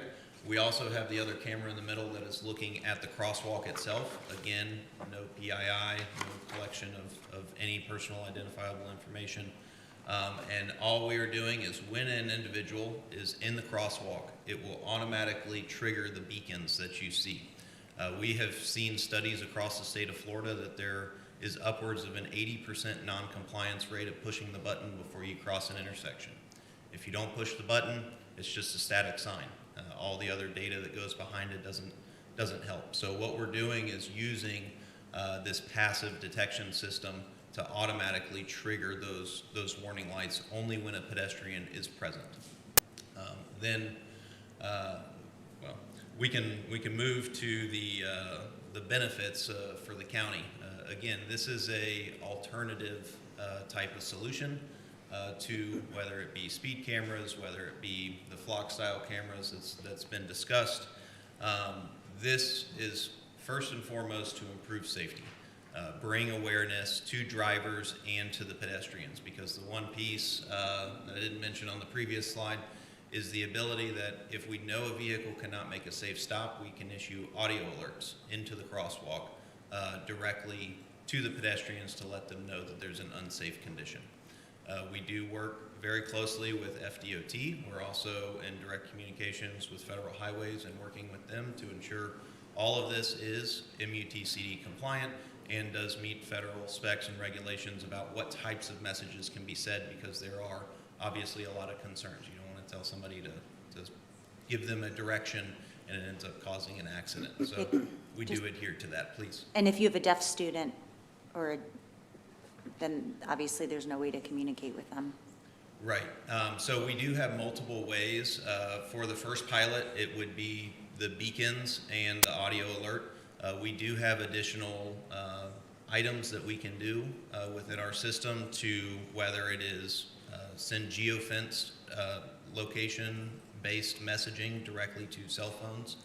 With existing apps, nobody wants to download another app. We got a million of them on our phones. But the school safety apps, we can integrate into those directly and send push notifications only within that crosswalk, or say 5 meters on each side, to let folks know. We also have the ability that we'll be rolling out in the future for also in-car messaging directly to those vehicles through CarPlay with partnerships, not only with the county, the state, but also through things like Google Maps, Apple Maps, and other aspects. So the crossing guards as well, this is not to replace any crossing guards. They are vital to the community, and they're, quite frankly, I've spoken to several of them around the state. And we've deployed this in Polk County, and speaking with them there, the kids love them. They were in favor of our technology as well, and we're looking at the alternatives. What would be most effective to communicate with you? We're talking about maybe wristbands that vibrate, other aspects to be able to give them a notification, advance warning as well of unsafe conditions. They described areas to us where they would stick the arm out to the side before they would walk because they were nervous about traffic and other aspects. So The only thing I would say, having teenagers, they would probably say I'm not wearing that bracelet. no, that's just the crossing guard. Oh, okay. Just the crossing guard so that we can communicate directly to them as well to give them those. Yeah, because like our school, where I live, our school zone, there is no crossing guard. Right. Yeah, so. And so the first step is the beacons and the warning lights as well as the audio alerts. Second phase, as we, because we're very big on the pilot to deployment aspect, use the evidence-based, show the benefits to the county and to the constituents that you serve before ramping this up. We will look at other types of technologies. We already have inbuilt. Kier Solutions does a lot of transportation technology. We manage traffic management centers around the state, as well as we've provided connected vehicle solutions to many tolling agencies, FDOT as well, manage that connected infrastructure. So we have deep knowledge in that space and already inbuilt systems. For us, it's like, layman's terms, it's like a light switch. Which one over there do you want to turn on based on the features that you want? That way it's customized for each roadway and each users in that area as well. Commissioner Oakley. Yeah. I came here today with reservations about this project because it seemed like in counties near us, our neighboring counties were saying their people are all upset, getting tickets, this and that. And then I think about it further and I said, well, the reason they're upset is they're speeding in the school zone. Yeah. So the only way, it's not safe without them. So the only way you can correct that is start doing something like this, but bring them aware that they need to So I want to draw a stark comparison though, because our system, yes, we are not collecting, no PII. Yeah. There is also no enforcement aspect to us. This is a proactive warning system. Okay, what Dylan talked about earlier. So there are no tickets? We are not issuing tickets. This is a separate. Those counties are getting tickets, so. Correct. I understand that, but And we've seen we areas. still need to make sure it's safe in the school zones. Absolutely. Chair. I couldn't agree more. Commissioner Yeager. Yeah, I know we have another representative for Red Speed. Could we give him a couple minutes to talk about the product? Okay. Okay. All right. Just so we can hear both. Sure. Because I will say, one of the things that concerns me is if people are not getting a real warning, like a citation, then what makes them slow down? You know what I'm saying? And the other thing is, one thing that I like from the other program is that whatever money the county collects, I would love it to use it for sidewalks, to fill in all the gaps of the county and see if the school board would put their money that they collect. And I'm only saying, and I have Chase here too, my thought on these cameras, if we went that direction, would be however many, an hour before school, an hour after school, never on the weekends, never when school's in session, truly just targeting when kids are crossing. So if I could have a representative from Red Speed come up. I want to ask a couple more questions before we let you. Okay, that's fine. All right, so the thing that I liked about this program, in red light cameras, people get hooked on the revenue one way or the other, whether it be sidewalks, this, that, the other thing, and you're not going to control the state. The state still wants a cut of their money too, so I don't know if they're going to get that away from them. But I just find that if you want to really make it safe, putting out better notification for people is a better way to go. I've driven down in, even just down in Port Richey, Midi-P Lock in front of that, not Midi-P Lock, one of the side roads anyway. It's like you're driving up to it, is it warning, is it safe, is it not? You can drive Little Road straighter, which you don't really show a problem on it, but it's a 45-mile-an-hour road, goes down to 20. And if you're driving along 6-lane, if you're on the outside lane, you don't see the stuff on the side, doesn't need to get looked at, yes. What they'll do is they're going to look at every single area, isolate them, and if they wanted to take the 6 areas, they can go put detection. And if we found that after they put their data in, or their machinery in, to go kind of warn people to slow them down so they get better notification, and clearly when a school zone is going on, that you could actually then take another step to go take further, because the data they'll show you is like how many speed is going, et cetera, continually, but also warning and affecting, and I think getting a better result without going through all this data collection. That's what I just saw earlier today with these flock cameras, same type of thing. And again, with the cities, you know, they love the red light cameras, they're gonna love this too. I just don't wanna see it proliferate. I think this is a much better solution. So thoughts on, after we hear from Red Speed, thoughts on both?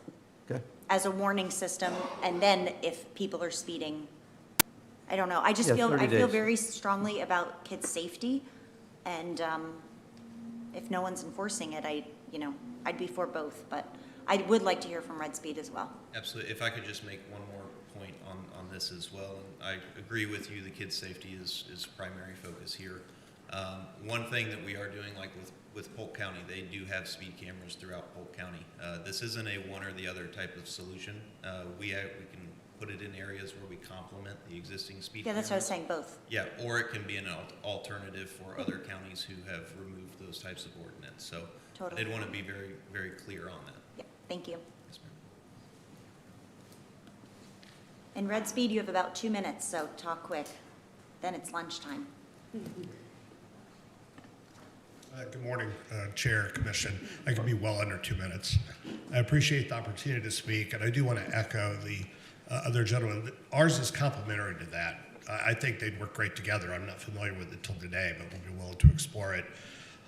Red Speed is the largest provider of automated school zone cameras. We serve about 70% of the market in Florida, and a case study directly south of you is Hillsborough County, where we've been for a couple of years now. And speeding is down 95% in school zones since we've been there, with a very low repeat violator rate, that it is modifying behavior. And I do want to concur with Commissioner Yeager, and I mentioned most of the folks, that some method of enforcement or stick and carrot work well together to modify behavior, and I think our solution is proving that. So, and also ours comes at no taxpayer expense, and I totally concur, no government should do this for the money, but if you don't have to invest money to achieve these results, I believe that's kind of a best of both worlds scenario. And to stay within my 2 minutes, and then there may be questions, I hope there are, was here for your discussion on the ALPR vendor. We don't sell any data. We had to sign an affidavit for the city of Tampa, one of our customers, that we would concur with everything you stated today. We're very willing to do that here as well, because we don't believe in that either. 2 minutes. Great, thank you.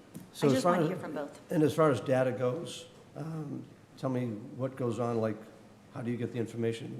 Where does that go, and could that ever be hacked, taken out? Well, a good question, thank you. As far as could it be hacked, I guess anything, there's no superlative in the world.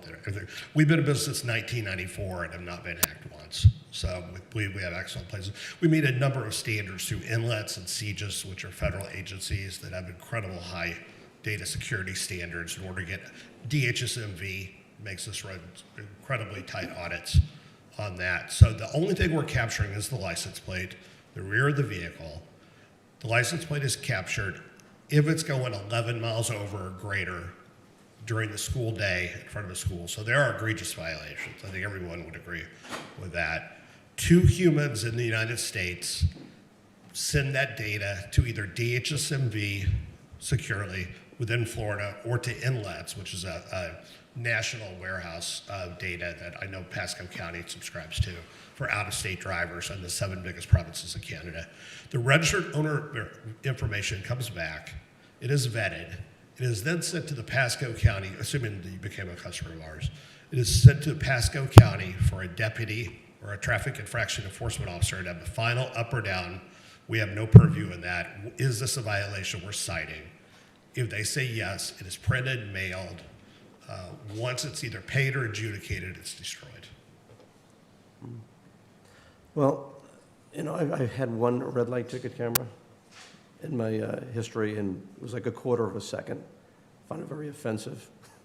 And I could go track the timing down, but by the time you track the timing down, spend the money to go do that, you've wasted the money you did, it's not gonna affect your points, they say, if you pay it up quick, and you're done.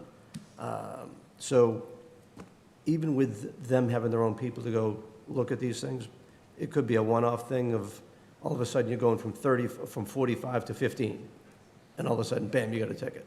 And you could be just off slowing down to the safe area. I'll say this, I like the other system that doesn't give the tickets, that puts a safety out there. It collects data, it can go. I'm comfortable moving those forward right away. If we put those in place and we still find more problems, if you want to bring it back and go look at the ticket situation, because I know these things are hard to get rid of and I don't trust the process, so be it, but the other presentation is much more comfortable to me. Commissioner Starkey.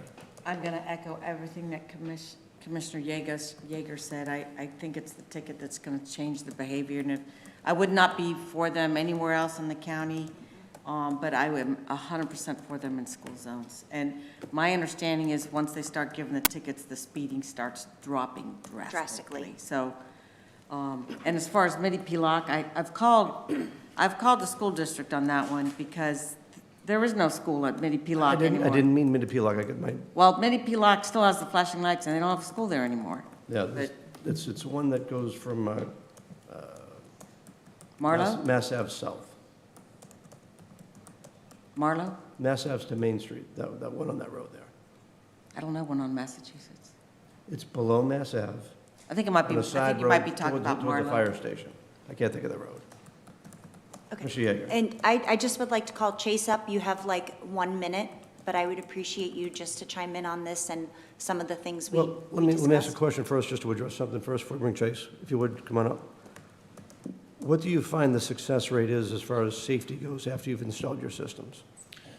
So we have just deployed the first system in Polk County, and so that is actually going live today with the new start of the school year. And so we are working on those case studies with the numbers, the data that we have seen in the labs, the test facilities, and the other studies that have been done around the state. Our focus is primarily around the crosswalk itself and getting vehicles to stop because of the non-compliance at the crosswalk. And so the difference in the speeding is, yes, we are reducing the average speed in that area because vehicles are coming to a stop at the crosswalk. But the speeding being addressed by the red light or by the speed cameras are a different method. We're focused on the actual to and from of the kids from the school, specifically around the crosswalk itself. So what we're tracking, yes, the number of vehicles, the vehicle average speed, but then we're also looking at the compliance rate for stopping, because state law is to stop for pedestrians in the crosswalk, and increasing that compliance significantly. We've seen a very large number in our data labs as well from that aspect. All right. Can we hear from Chase and then take a break for lunch? Sounds good. Okay. Good now afternoon. Chase Daniels, Pasco Sheriff's Office. So thank you, Commissioner. So we in the school district have been in numerous meetings regarding this proposal. We stand fully ready to support and enforce this program depending on which direction the board goes. If it's the tickets, we stand ready to provide the ticket enforcement officer, provided it's revenue neutral for us, which we understand it would be. We can attest, certainly speeding in school zones is a significant problem. Unfortunately, we do not have the capabilities to be in every school district in this county twice a day, every single day. So something like this would certainly be helpful if it's the desire of the board. Okay, thank you. Please, quick question. With the 6 zones that seem to be trouble zones, would it be trouble for you to go look at those 6 zones in the mornings?